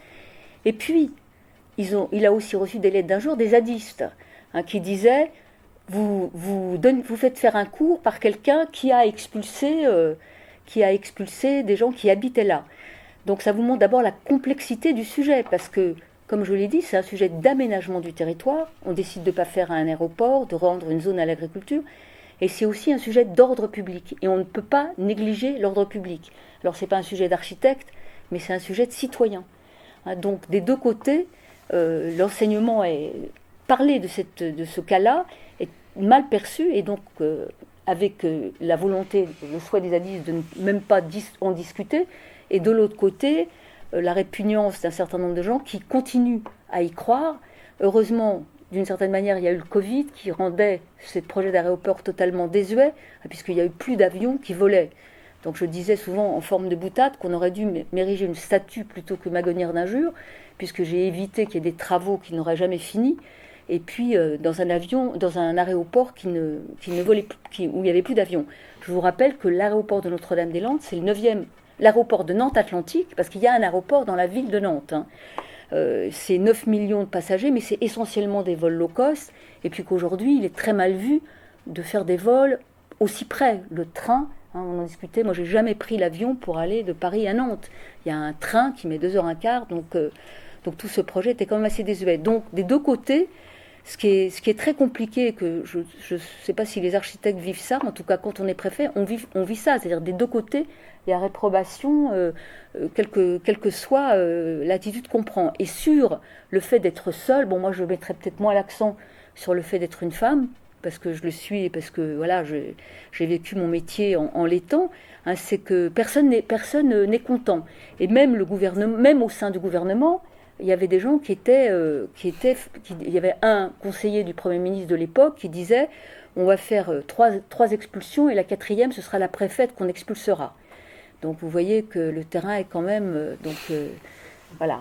Heureusement on me l'a dit après, mais je m'en doutais quand même, hein. Donc tout ça pour vous dire que c'est une situation quand même très très très très complexe, très intéressante, surtout quand on voit qu'aujourd'hui plus personne ne parle de ce sujet, ou presque plus personne, parce que finalement on en parle parce qu'il y a les bassines dans les Deux-Sèvres, hein, qui est quand même qui a beaucoup de points communs avec ce dossier-là. Donc j'ai souhaité beaucoup de courage à ma consoeur femme aussi, qui est préfète des Deux-Sèvres. Voilà. Alors justement, pour revenir un petit peu sur la marge de manœuvre, quand vous disiez, Patrick aussi, le préfet a des consignes claires, mais dedans il y a quand même beaucoup de marge de manœuvre et une très grande liberté. Quand vous devez du coup solder la crise, ça se passe du coup par, donc il y a un volet on va dire coercitif, donc entre avril et mai 2018 les gendarmes détruisent 28 cabanes, donc un tiers, voilà, mais l'essentiel des fabrications en dur reste, et de l'autre côté donc il y a la négociation que vous aurez avec les zadistes et les agriculteurs pour entamer ce processus de régularisation. On comprend très bien l'idée de justement pas de judiciariser, de rendre légal, voilà, les occupations, ne serait-ce que par sécurité juridique pour ceux qui les occupent. Alors est-ce que vous venez vous expliquer du coup quel est l'outil juridique que vous avez mis en place pour cette régularisation? Bon, alors là aucune consigne claire. On a d'un côté le gouvernement qui a dit il faut régulariser la situation, vous ne savez pas très bien ce que ça veut dire. De l'autre côté, vous avez la Chambre d'agriculture, hein, qui a un président qui est tenu par la FDSEA, et qui dit, mais une situation légale, ça veut dire payer sa cotisation à la mutualité sociale agricole, ça veut dire payer ses impôts. Moi, je disais toujours, je ne vois pas très bien quels impôts ces gens vont payer, parce qu'ils n'ont pas de revenus. Donc il fallait trouver une idée pour faire accepter cette idée de légalisation. Alors là, personne n'avait d'idée, hein. C'est-à-dire vraiment, enfin, beaucoup des zadistes disaient mais laissez-nous tranquilles, laissez-nous continuer de cultiver nos champs. Bon, heureusement, avec la direction départementale des territoires et de la mer, on a eu l'idée d'un formulaire où on demandait aux gens de mettre leur nom, leur prénom. C'est pas évident, hein. Je vous ai dit, ils s'appellent tous Camille. Donc déjà, mettre son prénom et son nom, c'est une victoire. Nom, prénom, le nombre d'hectares et le projet. Alors le projet, c'était, on était très souple, hein. Il y en a un qui voulait cultiver je ne sais pas si on dit cultiver les escargots, enfin élever les escargots, voilà, élever les escargots. Il avait 9 escargots. Bon, donc il disait mais si ça peut marcher, les gens sont très preneurs d'escargots. Bon, c'est pour vous citer le projet peut-être le plus aberrant, même si on a accepté le projet. Donc là, on avait complètement la main. On s'est bien gardé de demander l'autorisation à Paris sur ce formulaire, qui évidemment n'a aucune valeur légale. Alors, on l'a montré, moi j'ai montré à la télévision de très très loin, personne n'a trop regardé, quelques juristes m'ont dit que tout ça était quand même pas vraiment dans les clous, ce que je savais bien, mais c'était pas ça l'important. Déjà, je vous dis, obtenir qu'ils donnent leur prénom, leur nom, le nombre d'hectares et ce qu'ils voulaient faire, c'était une victoire. Donc 15 d'entre eux ont déposé un projet, alors de la tisane à l'élevage. Bon, ça, je vous rappelle aussi qu'il y avait 4 agriculteurs historiques. On appelle agriculteurs historiques des gens qui étaient là déjà, hein, parce qu'il ne faut pas oublier qu'il y avait du monde, il y avait des gens qui habitaient dans ce territoire de bocage. Certains pensaient qu'on pouvait éradiquer tout ça et qu'il suffisait de construire, de bétonner, que Vinci saurait faire. Mais il y avait quand même des gens qui habitaient là, qui ont refusé les indemnités d'expropriation, donc cela c'était quand même assez simple. Une fois qu'on avait décidé de ne pas faire le projet d'aéroport, ils ont pu rester là et continuer de faire ce qu'ils faisaient déjà. Et puis pour les zadistes, encore une fois, 15 ont déposé leur projet. Alors une de leurs revendications, c'était le Larzac que vous avez évoqué. Ils voulaient faire des projets collectifs, mais je leur ai expliqué, et c'est vrai, qu'on peut faire un projet collectif à partir de projets individuels. Donc finalement, 15 d'entre eux ont déposé un projet, qu'on a accepté. On a signé des conventions d'occupation précaire. Ensuite, le gouvernement avait décidé de rendre les terres au conseil départemental, qui là, tout d'un coup, a changé complètement d'optique, très hostile à la ZAD. Finalement, ils ont aujourd'hui signé des baux d'occupation avec ceux qui sont restés sur la ZAD. Alors, au moment les plus difficiles, il y avait à peu près 400 à 500 personnes, dont évidemment des Black Blocs, comme sur les bassines des Deux-Sèvres. Mais une fois que la lutte était finie, ces Black Blocs, ils sont partis. Donc reste aujourd'hui sur Notre-Dame-des-Landes 150 personnes, dont beaucoup font de l'agriculture, une agriculture qui ne convient pas tout à fait à la FDSEA et à la Chambre d'agriculture, mais qui leur permet de vivre, pas dans le luxe, mais vivre comme ils ont envie de vivre. Et c'est quand même... voilà, ils ont donc un marché le vendredi matin où ils vendent du fromage de chèvre, du miel. Moi, je leur disais qu'ils auraient pu faire fortune en vendant du miel avec l'étiquette Notre-Dame-des-Landes, mais ils ne se sont pas lancés dans le miel avec l'étiquette Notre-Dame-des-Landes, mais ils ont souri quand même. Ils ont, je veux dire, un certain sens de l'humour. Une fois que j'avais réussi à leur parler, à certains, en tout cas, ça s'est beaucoup mieux passé. Puisque j'y suis allée quand je suis arrivée en mars 2017 et j'y suis retournée en mai 2018. Certains ont refusé, encore une fois, de me serrer la main, mais d'autres, je crois qu'ils ont compris le sens de ce que j'avais pu essayer de faire. Voilà. Et aujourd'hui, encore une fois, alors, tout est ZAD aujourd'hui. On parle à chaque fois qu'il y a... Vous savez, vous avez entendu, la Première ministre déclarer qu'elle ne voulait pas que les bassines des Deux-Sèvres deviennent une nouvelle ZAD. Vous avez entendu la présidente du groupe La République En Marche dire l'Assemblée nationale ne sera pas une ZAD. C'est devenu emblématique. Parce qu'en fait, Notre-Dame-des-Landes, c'est la seule fois où finalement les zadistes sont arrivés à obtenir ce qu'ils voulaient. Pas d'aéroport et une zone d'agriculture différente. Voilà, avec des naturalistes, ils s'appellent comme ça, les naturalistes très actifs, tenant à maintenir la biodiversité et qui tenaient par exemple à ce qu'on ne roule pas à plus de 50 km/h sur la route départementale pour ne pas écraser les lézards. J'en parle avec beaucoup de respect pour les lézards, bien sûr. Voilà, donc maintenant la zone, encore une fois, elle appartient au conseil départemental qui a signé des baux et on n'entend plus parler des zadistes, enfin on en entend parler, pas sur la ZAD de Notre-Dame-des-Landes en tout cas. Alors justement, quand vous signez, quand vous inventez ce dispositif juridique-là, et vous faites référence au Larzac, qui est vraiment quand même là dans la mémoire collective depuis le début du projet. Dès les années 70, il y a des paysans qui disent qu'ils veulent faire justement de Notre-Dame-des-Landes, qui veulent là-bas y fêter le mariage des Lippes et du Larzac. Donc on voit quand même bien le substrat de la mémoire collective de lutte.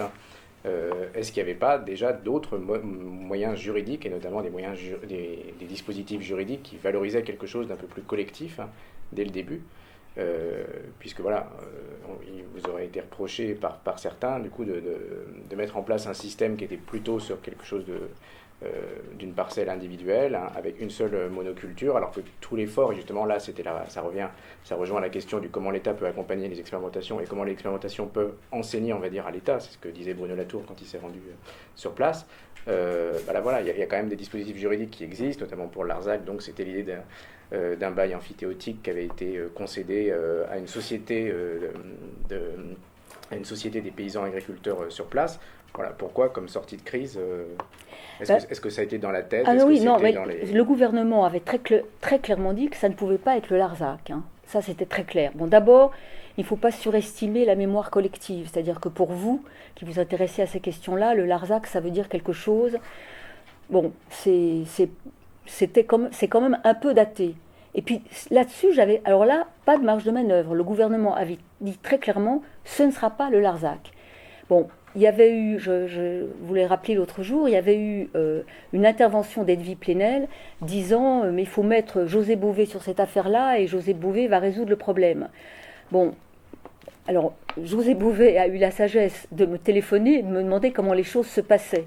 Et le président de la République d'ailleurs avait répondu que il y avait une préfète et que la préfète... j'allais pas remplacer José Bové, mais c'était une autre manière d'appréhender le sujet. Donc ça n'a pas du tout été abordé de la même manière que sur le Larzac. Je vous signale que les militaires s'installent au Larzac aujourd'hui, pour ceux à qui ce dossier rappelle des souvenirs, enfin ce territoire rappelle des souvenirs. Donc là je n'avais pas de marge de manœuvre. Donc il fallait, et c'est vrai, on peut faire un projet collectif à partir de projets individuels, et c'est d'ailleurs ce qu'ils font. Ils ont des projets collectifs à partir de projets individuels. Donc le Larzac, c'était hors de question. José Bouvet, c'était pas d'actualité. Même Nicolas Hulot, parce que Nicolas Hulot, j'ose dire son nom, parce que sur ce dossier, il était quand même très présent, avait bien compris qu'on ne referait pas la même chose. D'ailleurs, je ne crois pas qu'on puisse faire 2 fois la même chose. Donc on a résolu le problème d'une autre manière. Et c'était le souhait du gouvernement, et il n'y avait pas possibilité de faire plus coopératif, avec encore une fois, il ne faut pas s'enfermer dans des modèles. Donc le Larzac a été collectif. Notre-Dame-des-Landes, c'est des projets individuels qui se regroupent pour faire des projets collectifs. L'un n'empêche pas l'autre. Ce n'est pas du tout rédhibitoire. Est-ce qu'il n'y avait pas aussi du côté des zadistes au moins la mémoire de Plogoff, des luttes Non, pas vraiment.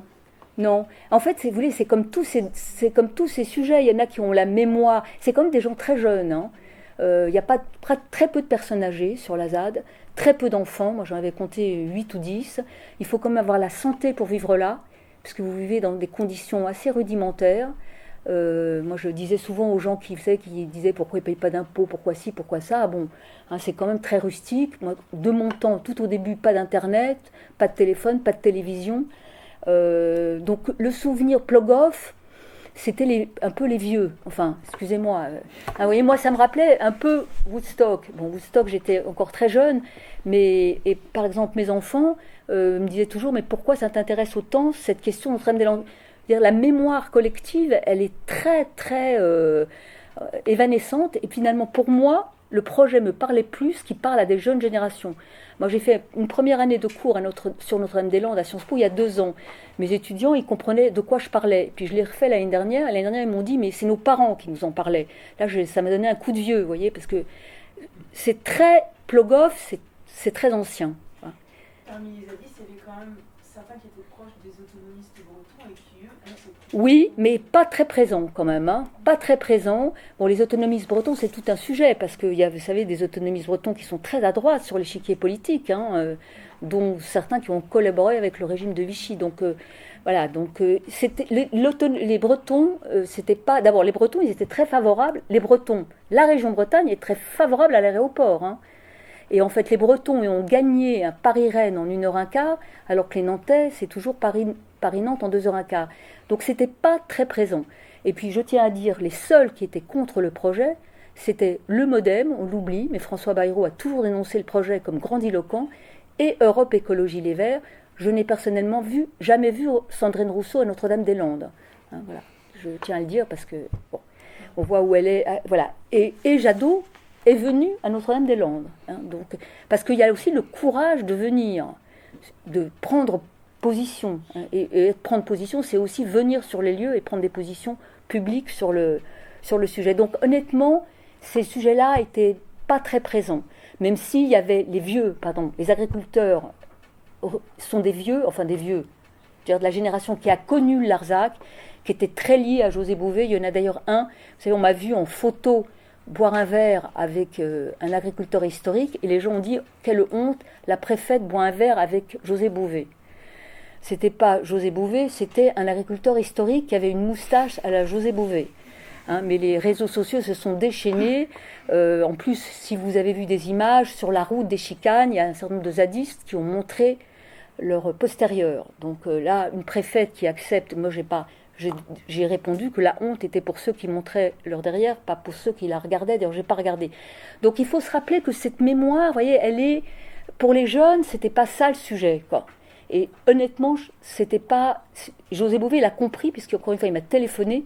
Donc il est député européen, donc je l'avais appelé monsieur le député, donc je pense que j'avais marqué un point en l'appelant monsieur le député, qu'il est, mais il comprenait bien que c'était plus son sujet. C'est ça d'ailleurs qui est difficile dans toutes les luttes, c'est que les luttes, elles ont une histoire, à la fois les gens se rappellent de l'histoire, mais plus le temps passe, moins ils s'en rappellent. Alors après, c'est pas forcément une question de s'en rappeler, c'est aussi le fait de la jurisprudence qui peut exister, et vous le dites vous-même, même si Notre-Dame-des-Landes a été un peu oubliée par une génération de vos étudiants, aujourd'hui ça revient avec les bassines, donc c'est juste... Oui, voilà, oui. Et d'ailleurs, il y a un de mes étudiants qui présente le concours de l'ENA, qui s'appelle maintenant l'INSP, l'Institut National de Service Public, et qui me disait qu'il avait eu comme sujet, vous avez à gérer une ZAD. Alors comme il m'avait eu comme prof, il avait de la chance, parce qu'il savait à peu près comment on fait, mais vous voyez, c'est un sujet qui reste, il y a un historique, ça s'inscrit C'est pour ça que c'est intéressant d'en reparler.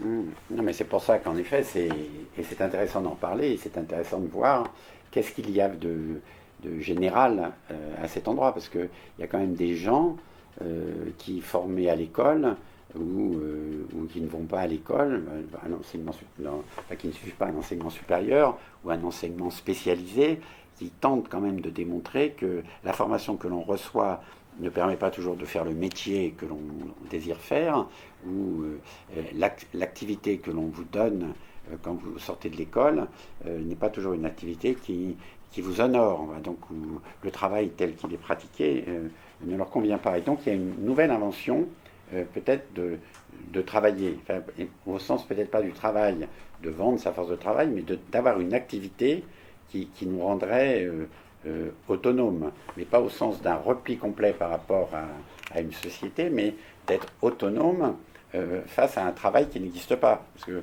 moi j'ai quand même travaillé dans des régions où, pour des gens au chômage à 45 ans et des enfants qui ne connaîtront jamais le travail, par exemple.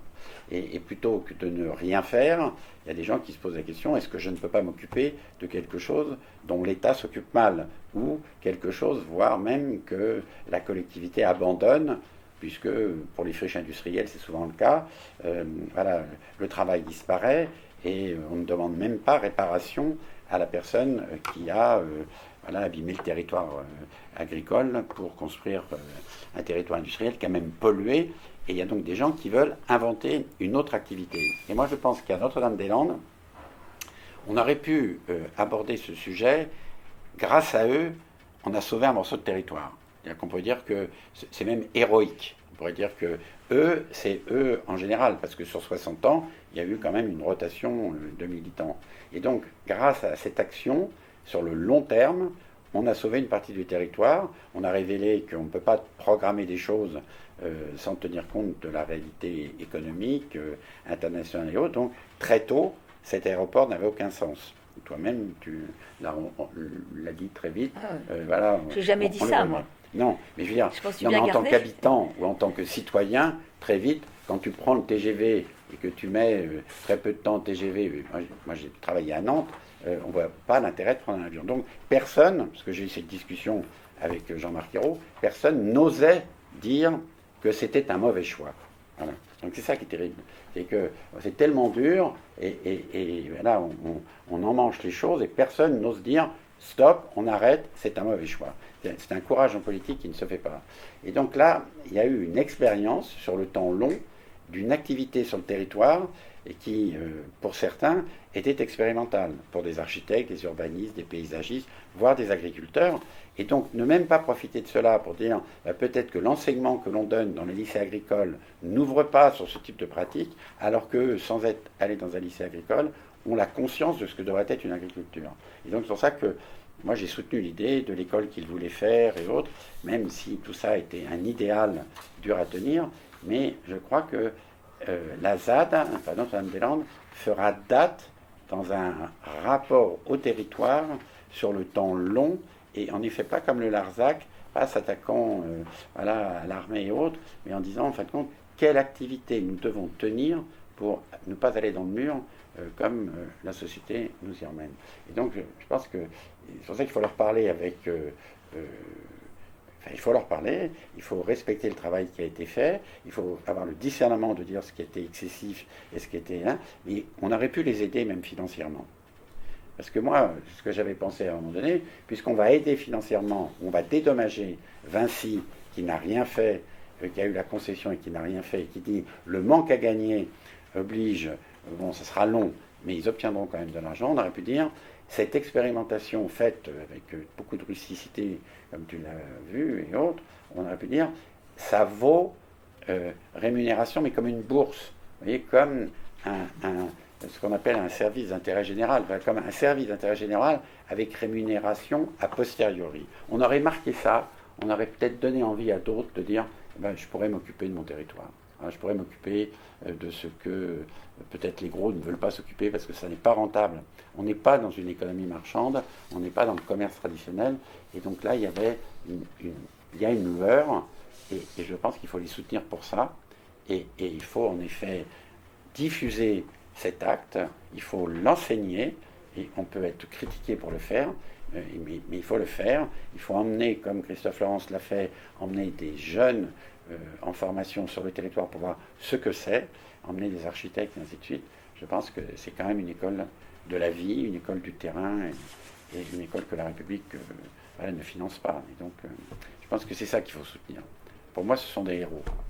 Et il faut les traiter comme au lendemain de la guerre, des résistants étaient des héros, et il a fallu reprendre l'ordre républicain, la paix est retrouvée, et il a fallu désarmer des héros. Hein.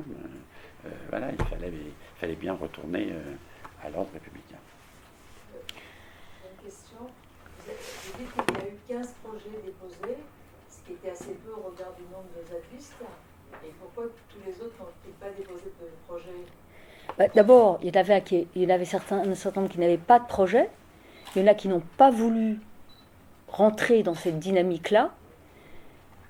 C'était très compliqué parce que s'ils n'avaient pas de projet, ils avaient quand même toutes les chances de se faire expulser. C'est-à-dire que moi, j'ai dû me battre maison par maison. Alors, j'avais convaincu de ne pas expulser, de ne pas détruire le bâti, ce qui était déjà bâti. Il y en avait beaucoup. C'est-à-dire beaucoup des zadistes habitaient des maisons qui existaient, qui préexistaient. Mais c'était la seule possibilité pour eux de ne pas être expulsés. Bon, il pouvait y avoir plusieurs noms sur un projet. Hein, par exemple, des couples ou des groupes, ils ont déposé des projets à 3 ou 4. C'était pas impossible. Mais il y en a eu déjà 15. C'était, donc vous avez dit, il y a eu 29 expulsions. Hein, donc ceux qui n'avaient pas de projet du tout, ça a été quand même très dur de convaincre de ne pas les expulser. Mais comme vous êtes bon en mathématiques, vous avez vu qu'on n'a pas expulsé tous ceux qui n'avaient pas de projet. Hein, donc moi je travaillais avec le directeur de la gendarmerie nationale qui s'est rendu sur place pour lui dire, parce qu'en fait je finissais par les connaître, par savoir qui habitait qui faisait quoi. Il y a un endroit qui s'appelle la ferme de l'Agré où il n'y a pas de projet et où continuent d'habiter des gens qui n'ont pas de projet. Bon, je disais toujours, si on les expulse, ils iront ailleurs, puisque vous connaissez ces phénomènes d'expulsion. Hein. Malheureusement, le crack en est le bon exemple. Vous expulsez, ils vont ailleurs. Bon, là, on n'était pas sur ces sujets-là, mais déjà, on était sûr de pouvoir conserver 15 des habitats. Et il y en a qui n'ont pas voulu du tout et qui ne sont jamais rentrés dans l'idée. On ne discute pas, c'était assez, encore une fois, il n'y a pas un zadiste, il y a des zadistes avec des positions assez différentes. On l'a vu d'ailleurs, hein, on le voit tout le temps, on la bassine, il y a des gens non violents et puis des gens qui croient en la violence. Donc 15, c'était déjà, on a vraiment, encore une fois, on a été assez souple sur l'acceptation des projets. Et il y en a un peu plus maintenant, et puis ils négocient encore une fois leur baux avec le conseil départemental. Alors justement, il y a une question sur le chat qui voulait une précision sur ce que c'était un bail d'occupation. C'est-à-dire que ils ne sont pas propriétaires. Ils ont des conventions. Alors on signait des conventions d'occupation précaire qui étaient préalables au baux. C'est-à-dire qu'ils n'achètent pas les terres. Hein, ils les louent en fait. Donc le baux, c'est un système de location de terres. Donc ils ont des baux qui leur permet d'avoir pas un titre de propriété, mais un titre de location. Donc ça leur permet, alors parce que toutes ces occupations, en fait, elles étaient illégales. Ils n'avaient aucun titre, à part les agriculteurs historiques, qui sont considérés comme toujours propriétaires de terrains qui avaient été expropriés. Les autres, ils n'avaient aucun titre. Où vous habitez, où vous êtes ou locataire ou propriétaire. Eux, ils n'étaient pas propriétaires et pas locataires. Donc les conventions d'occupation précaire, ça leur a permis de rester là dans une situation légale. Parce que ce qui gênait beaucoup la population environnante, encore une fois, ce qui explique le résultat de la consultation, en plus du bruit des avions, c'était le fait qu'ils étaient là illégalement. Et ils étaient objectivement là illégalement. Ils n'avaient aucun titre pour être là. Donc c'était faire qu'ils en aient un. Alors je rebondis sur la légalité, parce que c'est une autre question qui nous a été posée. La décision du président de la République et du gouvernement d'abandonner le projet vient après, vous l'avez dit, donc une consultation en 2016 qui n'avait pas de valeur référendaire, mais tout de même. Et surtout vient après que tous les recours des opposants à l'aéroport aient été expurgés par la justice. Donc est-ce qu'il n'y avait pas quand même un principe à propos de la légalité justement de la décision politique qui a été faite par le président de la République. Je vois qu'il y a des favorables à l'aéroport qui nous écoutent. Parce que j'entends ça, parce que la présentation de Patrick, elle dit qu'il faut les présenter comme des héros. Pour un certain nombre de gens, ce ne sont pas du tout des héros. Hein. Il n'y a pas un jour qui se passe où quelqu'un ne dit pas, un homme politique ne dit pas, depuis qu'on a décidé de ne pas faire l'aéroport Notre-Dame-des-Landes, plus aucun grand projet n'est possible, l'état de droit n'existe plus. Bon, je rappelle, c'est un projet de l'État. C'est l'État qui a décidé de le faire, c'est l'État qui a décidé de ne pas le faire. Bon. La consultation n'est pas un référendum, c'est une consultation. Quand François Hollande a décidé d'organiser cette consultation, il pensait que le non l'emporterait, que la majorité des gens seraient défavorables au projet. Et c'est en ça que et les réseaux sociaux et l'opinion publique est trompeuse, parce que ceux qui s'expriment, c'est ceux qui sont contre. Mais la majorité des gens étaient pour, puisqu'il y a plus de 50% des gens qui ont voté pour que soit fait ce projet d'aéroport. Mais c'est une consultation, c'est pas un référendum. Donc là où, d'abord, encore une fois, je pense que le gouvernement pensait que ce serait le non qui l'emporterait. Alors après, il y a des discussions qui ont été faites sur le territoire sur lequel s'est passée cette consultation, en disant ça se passe sur la Loire-Atlantique, pourquoi pas la Bretagne? Bon, voilà, pourquoi pas la région Pays de la Loire? Maintenant, pour la région Pays de la Loire, il y a le Maine-et-Loire qui est quand même très loin, la Vendée, alors par exemple Philippe de Villiers, pour citer une grande figure de la Vendée et de droite, il était totalement défavorable à l'aéroport de Notre-Dame-des-Landes, parce que c'est très loin du Puy du Fou, puisque le Puy du Fou c'est le sud de la région. Ah oui, mais il faut quand même se rappeler des critères. Le Puy du Fou, ça arrange les gens qui vont au Puy du Fou de prendre l'avion jusqu'à Nantes-Atlantique, qui est au sud de Nantes, alors que Notre-Dame-des-Landes, c'est au nord, c'est beaucoup plus près de la Bretagne. Donc pas la Vendée, voilà, ils auraient été contre. Voyez, donc on a décidé de le faire en Loire-Atlantique. Et quand on regarde de près le résultat de cette consultation, d'abord, c'est très intéressant parce que quand je suis retournée à la préfecture de Nantes en 2017, après l'avoir quittée en 2000, je n'ai trouvé aucun dossier sur la consultation. C'était très étrange. Comme si cette consultation... Alors, elle n'avait pas de... Alors, la consultation, elle rentrait dans aucun cadre légal. Ce n'est pas un référendum. Et quand vous regardez de près les résultats, vous voyez encore une fois que les gens ont voté pour l'aéroport de Notre-Dame-des-Landes, quand ils étaient gênés par le bruit. On entend le bruit des avions. Moi, je trouve que le bruit des avions est moins gênant que le bruit des trains. Mais on entend le bruit des avions. Moi, dans mon bureau, je l'entendais à la préfecture. Et puis, encore une fois, contre les zadistes. Contre l'idée que des gens que toi, tu considères comme des héros puissent vivre en dehors de la loi. Donc, il faut remettre les choses en perspective. Et encore une fois, l'ambiance, c'était celle-là. Donc, alors, ceux qui disent ce que vient de... Celui qui a posé la question, c'est... Je l'entends tous les jours. Quand je parle du sujet, j'évite d'en parler, même si ça me passionne, évidemment. L'État avait décidé, pourquoi il ne l'a pas fait? Mais d'abord, l'État, il peut se tromper. Et puis surtout, c'est ce qu'a dit Édouard Philippe, qu'on ne peut pas accuser d'être zadiste, pour le moins. C'est que on n'a jamais eu de consensus. C'est-à-dire il faut faire des projets quand il y a du consensus. C'est ce qu'a dit Édouard Philippe dans sa déclaration le 17 janvier 2018. C'est qu'il n'y avait jamais eu de consensus sur les sujets. 50% des gens étaient pour, 50% des gens étaient contre. Donc encore une fois, cette consultation, ce n'est pas un référendum. D'ailleurs, ça rend très relatif le poids qu'on veut donner au référendum d'initiative locale ou référendum tout court. C'est-à-dire que les gens n'y répondent pas toujours à la question. Par exemple, ceux qui étaient contre cet aéroport disent on n'a pas bien posé la question. Et le rapport de médiation, qui a duré 6 mois, il a conclu qu'on n'avait jamais envisagé d'autres pistes que de faire un aéroport. Est-ce que la solution, c'était pas de rénover l'aéroport de Nantes-Atlantique? Cette question-là n'avait pas été posée, et c'est une bonne question. Alors ça, moi, j'ai toujours été plus intéressée par les rénovations que par la destruction et reconstruire autre chose. Mais bon... voilà, donc j'entends cet argument, mais encore une fois, l'État, il a le droit de renoncer à un projet qu'il avait décidé de faire, et la consultation, c'était une consultation. Voilà. Et alors je sais que ceux qui continuent d'être favorables à refaire un aéroport... Alors, le gouvernement a aussi eu la sagesse de dire, on ne fera pas d'aéroport à Notre-Dame-des-Landes. Parce que certains, le rapport de médiation concluait qu'il fallait garder les terres pour le faire un jour. Heureusement, Enfin, moi, je pense que heureusement, le dossier est clos. Même si ceux qui sont favorables à l'aéroport, et il y en a, disent il faut quand même y repenser. Donc il y a des projets comme ça qui continueraient. Et la consultation, je l'entends tous les jours. Mais encore une fois, c'était franchement une drôle d'idée. Et puis qui n'a pas abouti à ce à quoi ceux qui rêvaient qu'on en finisse une fois pour toutes. On n'en a pas fini du tout.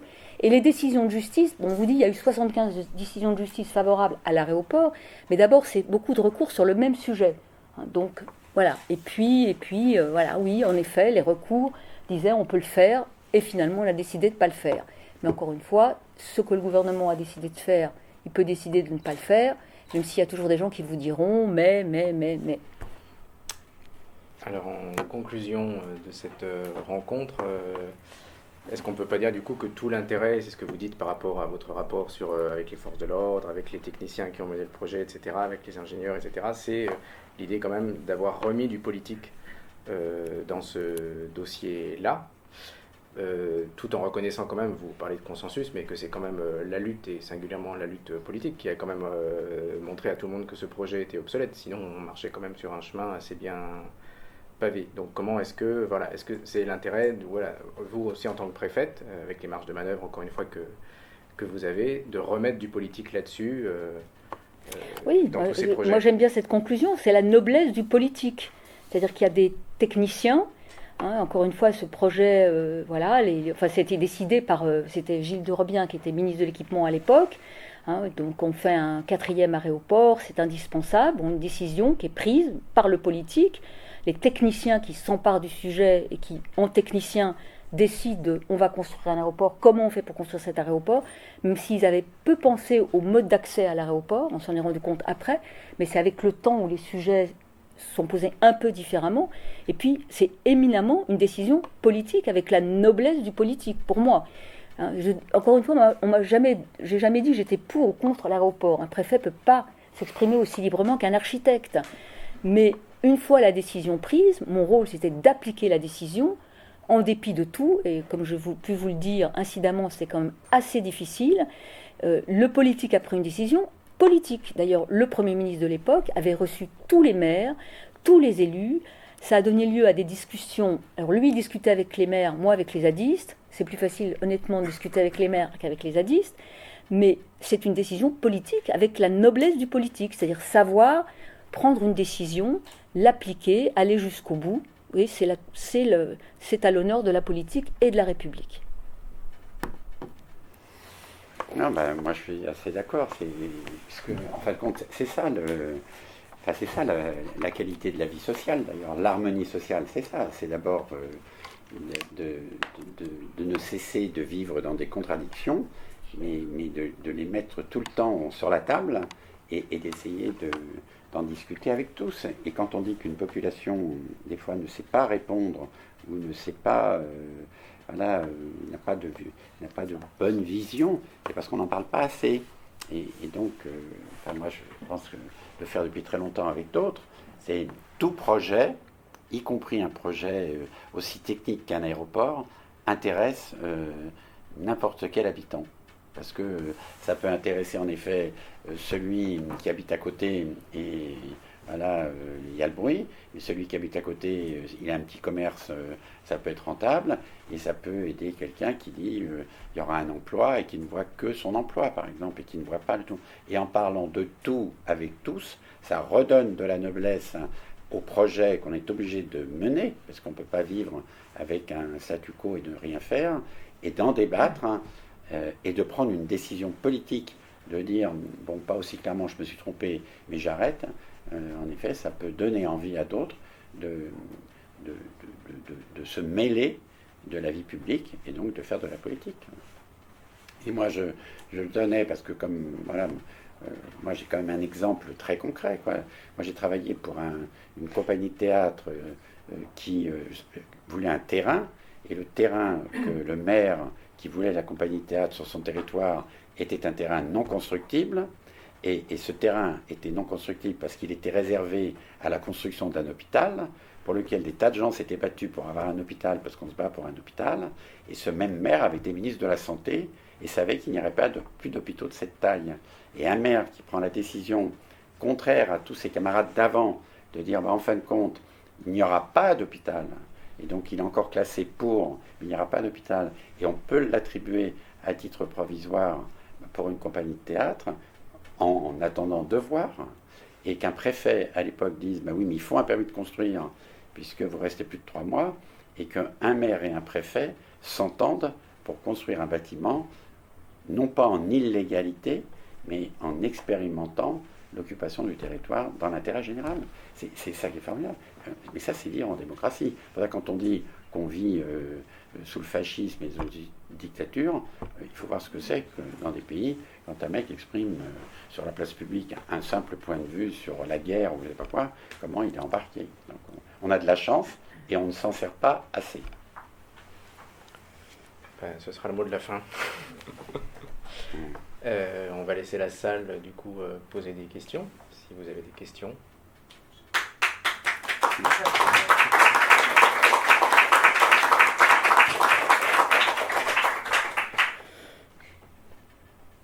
Vincent, tu te lèves.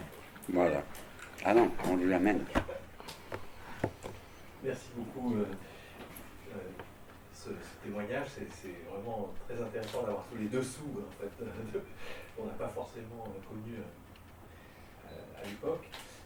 Moi, je reviens sur le contexte d'expérimentation qui effectivement Patrick a souligné. Je crois qu'il y a peut-être un vocabulaire sur lequel il faudrait se questionner en tout cas. C'est lorsque vous parlez de valeur d'usage. En économie, on parle de valeur d'échange, on parle de valeur d'usage, lorsqu'il s'agit pas forcément d'un échange marchand, mais de l'utilisation d'un objet. Et à l'IRI, avec Stigler, on a souvent dit, oui, mais il y a peut-être une autre valeur, qui est la valeur pratique. Alors qu'est-ce qu'on entend par là? Si vous voulez, Notre-Dame-des-Landes, c'est pas juste utiliser, vous voyez, user, utiliser le lieu. C'est peut-être aussi le pratiquer, c'est-à-dire développer des savoirs nouveaux sur ce territoire, une sorte de pratique du territoire, on va dire, qui est un petit peu autre chose que juste l'usage du lieu. Vous voyez ce que, donc le terme mériterait d'être discuté parce que je pense que ça peut aller plus loin. Alors, jusqu'où ça peut aller? Je vais tout à fait dans ton sens, Patrick, parce que je pense qu'à Notre-Dame-des-Landes, il y avait en fait toutes les conditions de possibilité pour expérimenter ce que nous on appelle un revenu. Tu cherchais un nom à un moment, tu disais mais c'est pas une rémunération, c'est un revenu. Alors c'est pas un revenu universel, comme on l'a beaucoup proposé, beaucoup d'hommes politiques se sont investis sur la question du revenu universel, mais c'est peut-être un revenu local. Un revenu local, nous on l'appelle un revenu contributif, parce qu'il pourrait tout à fait être articulé à des activités économiques. C'est-à-dire c'est pas juste subventionner ou soutenir les zadistes, c'est dire on va vous proposer un revenu, alors un revenu contributif c'est plutôt un revenu de la pratique du territoire, à condition que vous développiez effectivement des projets. Et là, je pense que la démarche que vous avez proposée était tout à fait indispensable, justement pour ne pas tomber dans l'assistanat, comme souvent on le reproche, souvent au revenu universel. Il y avait déjà l'élément engagement sur un projet, mais qui peut tout à fait être compatible avec aussi un revenu qui soutient sans subordination. Donc c'est là pour ça qu'on parle d'un revenu et non pas d'un salaire ou d'une indemnité. C'est vraiment un revenu qui pouvait être articulé à ces propositions. Donc ça, c'est la première chose qui pouvait être, je pense, intéressant à continuer à réfléchir, en fait, puisqu'on est là un peu dans une fonction de laboratoire. Donc il y a là tous les ingrédients pour réfléchir à cette question. Et puis, il y a une deuxième question que je me suis posée en vous entendant. C'est lorsque vous avez défini les fonctions du préfet, donc aménagement du territoire, ordre public, et je me suis dit, tout d'un coup, mais est-ce qu'il n'y a pas une troisième fonction qui serait une sorte d'ordre environnemental? C'est-à-dire que la fonction du préfet soit aussi de défendre le commun environnemental qui était en jeu, particulièrement sur ce territoire. On parle beaucoup de planification écologique, mais pourquoi est-ce qu'on ne reconnaîtrait pas au préfet cette autorité? Vous savez qu'on parle beaucoup de l'existence juridique des biens naturels. L'existence juridique d'un fleuve, l'existence l'existence juridique d'une forêt. Là, il y avait peut-être aussi l'embryon finalement d'une réflexion sur l'existence juridique de ce lieu. Et alors pour défendre ce type d'entité juridique, il faut des porte-paroles. Et forcément, là, on pourrait imaginer que le préfet soit aussi garant, une sorte d'ordre environnemental qui pourrait s'engager pour la défense de ce type de lieu. Alors, je rêve, hein, là, mais des propositions. Mais il est en partie. Il est en partie parce que le domaine public, hein, le domaine public, il ressemble à ça quand même. Et c'est une notion très importante dans le droit français. Par exemple, aux États-Unis, il n'y a pas de domaine public. Le trottoir appartient à celui qui possède la maison. Tandis qu'en France, il y a le domaine public et les préfets sont très vigilants sur l'appropriation du domaine public. Vous pouvez pas... Enfin, il y a beaucoup de places qui sont aujourd'hui privatisées, mais c'est tout un processus. Donc, c'est pas complètement... J'entends ce que vous dites sur les communs, moi, c'est ce sujet qui m'intéresse beaucoup aussi, mais la défense du domaine public, par exemple, le fait qu'on ne puisse pas brader le domaine public, le fait qu'on défend l'utilisation du domaine public par le public, c'est déjà le début de cette problématique de l'environnement. Et d'ailleurs, la Première ministre, dans son plan planification écologique, elle a donné au préfet cette responsabilité sur les questions d'environnement. Et quand on est préfet, on s'occupe beaucoup d'environnement, comme on s'occupe aussi beaucoup de questions sociales que je n'ai pas mentionnées, mais ça allait de soi. Hein, parce que les deux grandes missions de l'État sur le territoire, c'est l'ordre public et la cohésion sociale. Donc, mais sur le domaine public, encore une fois, quand on est français, on prend ça pour acquis, mais il y a des pays où ça n'existe pas, où tout est privatisé. Donc nous, on a encore ce privilège d'avoir ce domaine public, et ce domaine public pour lequel heureusement, certains se battent. Donc, c'est pas complètement neuf. Sur la première question, peut-être, Patrick, tu voulais répondre ? Non. Non, parce que je pense que c'est en effet, Vincent a raison. Moi, à un moment donné, je voulais réunir le code de l'urbanisme et le code forestier, le code rural et forestier, parce que c'est deux codes qui sont éloignés l'un de l'autre, parce que la France était rurale et qu'on a bâti le code de l'urbanisme sur une nouvelle chose, en s'appuyant quand même sur des prolongements du code rural. Mais il y a en effet... et c'est pour ça qu'à Notre-Dame-des-Landes, c'était assez intéressant, parce que très souvent, les agriculteurs ne sont pas propriétaires de la terre. Et ils sont donc, ils travaillent la terre. On ne va pas dire exploiter la terre, ils travaillent la terre. Et comme vous le savez, dans le code civil, l'arbre appartient au propriétaire et la pomme appartient au locataire. Donc le fruit de l'arbre appartient au locataire. Ce qui fait la richesse de l'arbre, c'est la pomme. Enfin, le pommier, c'est la pomme. Et donc pourtant, il ne peut pas couper l'arbre, le locataire. Il ne peut pas retirer parce que ça appartient à la propriété immobilière, on pourrait dire. Et donc là, on pourrait travailler sur ça, en effet, sur ce que tu dis, c'est ce que dit Nicole, c'est le domaine public, on pourrait l'élargir au-delà de la rue. Parce qu'on a plein de domaines publics qui sont bien au-delà de la rue. On a plein de choses qui sont en copropriété publique. On dit tout le temps, la copropriété, c'est un truc de petit bourgeois, c'est invivable et tout. Oui, la copropriété immobilière, c'est invivable. Mais la copropriété publique, c'est génial. Les routes sont des copropriétés, les forêts sont des copropriétés, les rivières sont des copropriétés, le littoral est en grande partie une copropriété, ainsi de suite. Et on pourrait, en effet, tu as raison, regarder, et d'ailleurs ça commence à émerger, on pourrait regarder autrement ce bien commun dont on ne veut pas être propriétaire, mais dont on veut en avoir un usage ou une pratique, je pense que mon pratique c'est mieux que usage, et d'intérêt général. C'est ça qui est formidable. Et donc, dans Notre-Dame-des-Landes, je force le trait, quand je dis héros, il y a eu quand même une manifestation principale qui était on ne revendique pas une propriété opposée à celle de Vinci, qui était quand même un privé. L'État a quand même exproprié pour donner l'exploitation sur un temps long à un privé. Donc, et qui va demander un dédommagement pour une propriété dont il ne s'est même pas servi. On aurait pu dire, chez eux, il y avait, chez les premiers, ou même dans l'intérêt général, défendre une propriété publique.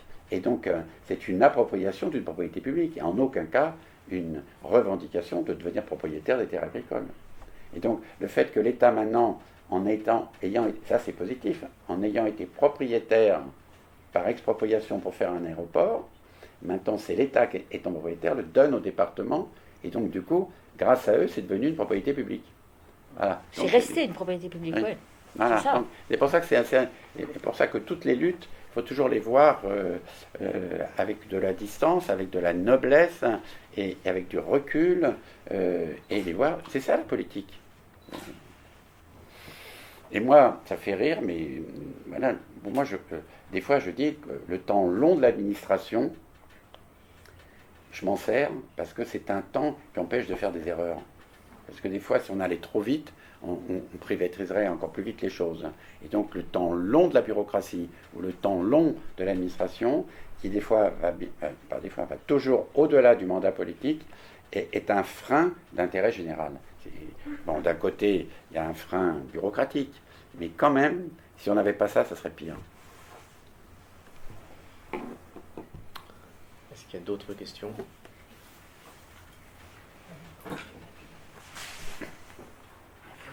voyez qu'il y a des questions. Merci beaucoup d'abord pour cette discussion, c'était très intéressant. Et une question pour Mme Klein. Comment est-ce que vous faites comment vous avez fait pour gérer toute la régularisation du conflit, de la ZAD, sans juste rentrer justement en conflit avec le conseil départemental, avec les conseils municipaux, avec tous les élus autour, justement, eux, ils n'avaient vraiment aucune compétence et aucun droit de regard sur la situation. Mais non, justement... Oui, c'est une question qu'on n'a pas eu le temps d'aborder, Oui, mais si vous voulez, heureusement, les pouvoirs sont quand même répartis. Ils n'avaient aucun pouvoir. Je vous ai dit, le conseil départemental avait un pouvoir sur la route, parce que c'est une route départementale, et il a tout fait pour empêcher que ça avance, puisqu'il n'a pas voulu faire les travaux, il a prétendu que la zone n'était pas sûre, donc il ne voulait pas envoyer les gens faire des travaux, donc il a empêché de faire. Bon, le maire de Notre-Dame-des-Landes, il était de toute façon défavorable à faire l'aéroport, donc c'est le pouvoir de l'État, c'est ce que j'ai expliqué au tout début, c'est-à-dire que ils pouvaient pas, quoi qu'ils en pensent, le conseil régional a fait des déclarations et continue de faire des déclarations en disant c'était un grand projet. D'ailleurs, c'était pas leur projet, c'est un projet de l'État, mais ils n'avaient pas le pouvoir d'empêcher. C'est en ça que c'était passionnant, parce ils sont contentés de mots. Les mots peuvent faire mal. Je vous dis, vous êtes à la botte du Premier ministre, c'est quand même pas très flatteur, mais voilà, c'est difficile, mais ils ne pouvaient pas empêcher de faire, parce qu'on est sur les pouvoirs régaliens de l'État. Leur public, encore une fois, c'est pas eux qui peuvent envoyer des gendarmes ou ne pas envoyer des gendarmes, c'est l'État qui le fait. Donc ils ont surtout protesté en mots. Les communes, d'ailleurs, c'est des petites communes qui n'ont pas... Après, alors ce qui était assez drôle, c'est qu'une fois que Notre-Dame-des-Landes, le projet a été abandonné, il y en a certains qui ont voulu installer Amazon. Je ne sais pas si vous voyez. Alors moi, je les avais reçus en préfecture, et j'essayais de dire de la manière la plus diplomatique possible, parce que quand on est préfet, on doit être un peu diplomate, que Amazon, c'était peut-être pas la meilleure idée. Et d'ailleurs, Amazon a renoncé à s'installer là. Je pense que les Américains étaient restés assez loin de la lutte, vous voyez. Mais donc les élus, ils n'étaient pas contents. Plus que ça, d'ailleurs, ils manifestaient leur incompréhension de la position de l'État. Mais ils ne pouvaient rien faire pour empêcher que... Enfin, c'est pas eux c'est pas eux qui payaient Vinci pour faire l'aéroport, c'est pas avec eux que Vinci avait passé un contrat avec l'État. Donc... Ah oui, alors maintenant, c'est le maire de Notre-Dame-des-Landes. Non, c'est le président du conseil départemental, et là, d'abord, il a changé, c'est un autre. Et puis, lui, il signe les baux, et puis le maire... Il y a des discussions très très très dures avec les agriculteurs, enfin surtout avec les zadistes d'ailleurs, parce que c'est des zones humides. Donc le maire veut empêcher un certain nombre de constructions parce qu'elles sont en zone humide. Bon, donc il y a des discussions très compliquées avec le maire de Notre-Dame-des-Landes. Mais moi, c'était pas ça mon sujet.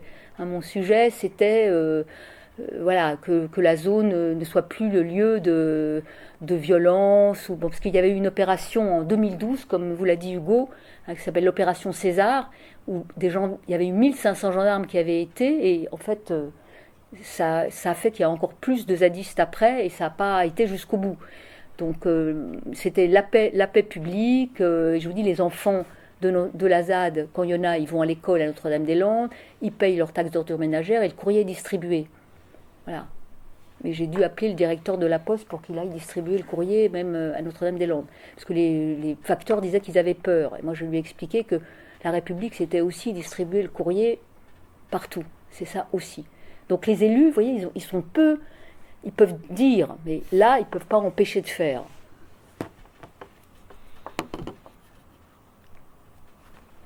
Est-ce qu'il y a une dernière question?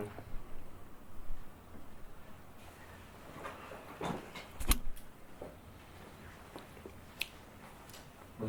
C'est pas vraiment une question, c'est un sentiment sur cette discussion.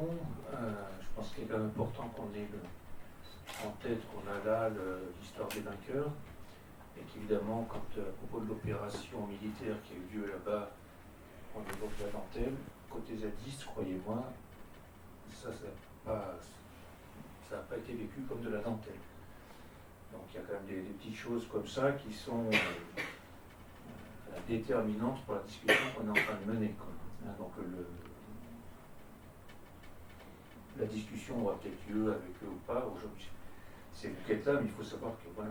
Oui, bien sûr. Il faut savoir quelle est cette parole-là et que j'ai trouvé sur l'ensemble de la discussion plutôt honnête et de ce point de vue intéressante et très inquiétante. Parce que moi j'ai le sentiment qu'on parle là on parle des outils, on voit comment on tricote, etc. Mais bien au-delà de ça, il y a quand même une situation dans laquelle on est collectivement absolument désastreuse, que les États-nations ont mis en œuvre depuis quelques siècles, qu'ils continuent à s'acharner aujourd'hui, malgré tous les diagnostics scientifiques, à continuer à mettre en œuvre. On parle gentiment de réchauffement climatique, mais ça s'appelle quand même concrètement la destruction accélérée de la vie sur Terre. C'est pas un détail. Et que les États continuent à porter ça avec des contrats passés avec des Vinci, etc., qui sont les bras armés de cette destruction de la vie sur Terre. Donc, à partir de là, le problème, c'est pas un problème d'héroïsme, c'est un problème de savoir, quand vous nous dites l'État ne sait pas accompagner ces expérimentations, je suis extrêmement inquiet. Ça me confirme les inquiétudes qui me nourrissent depuis longtemps que l'expérimentation, la manière dont on pourrait imaginer réformer, expérimenter l'État lui-même, c'est-à-dire est-ce qu'un autre État est possible face à des situations? Est-ce qu'on peut rediriger, puisque je vois que la prochaine direction, la discussion, c'est la redirection écologique pour un nouveau contrat social. Est-ce que l'État est capable, et vous nous dites que non, d'accepter une redirection écologique, sociale, globale de son action? A priori, on est très très mal parti. Et ce que cette expérimentation de la ZAD porte encore actuellement,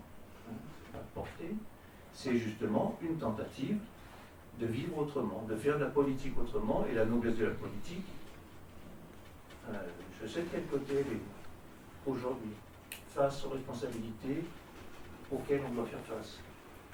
Et honnêtement, moi je suis extrêmement inquiet. Enfin, ça ne fait que confirmer, et je vous remercie de l'honnêteté du témoignage par rapport à ça, mais j'ai le sentiment, je ne sais pas, dites-moi vous comment vous le sentez, j'ai le sentiment que l'État est simplement totalement démuni face au désastre vers lequel on se dirige.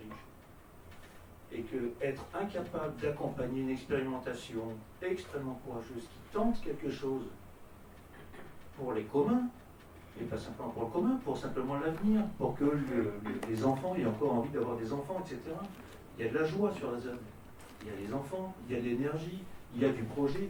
Quand on parle d'assistanat, je m'excuse, mais c'est juste pas du tout le sujet, quoi. C'est l'inverse. La ZAD, ils ne demandent pas à être assistés, ils demandent à se passer de l'État. Ils ne demandent pas à ce que l'État les aide à vivre comme des sociétés. Pas du tout.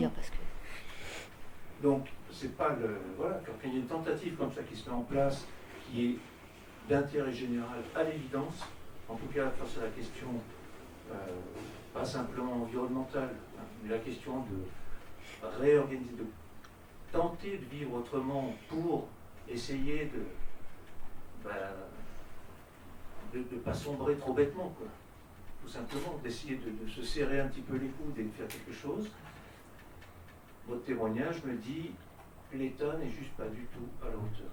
Et je ne sais pas comment vous le ressentez, quelles sont les pistes possibles, qu'est-ce qui pourrait faire basculer ça, comment on pourrait réarticuler ça.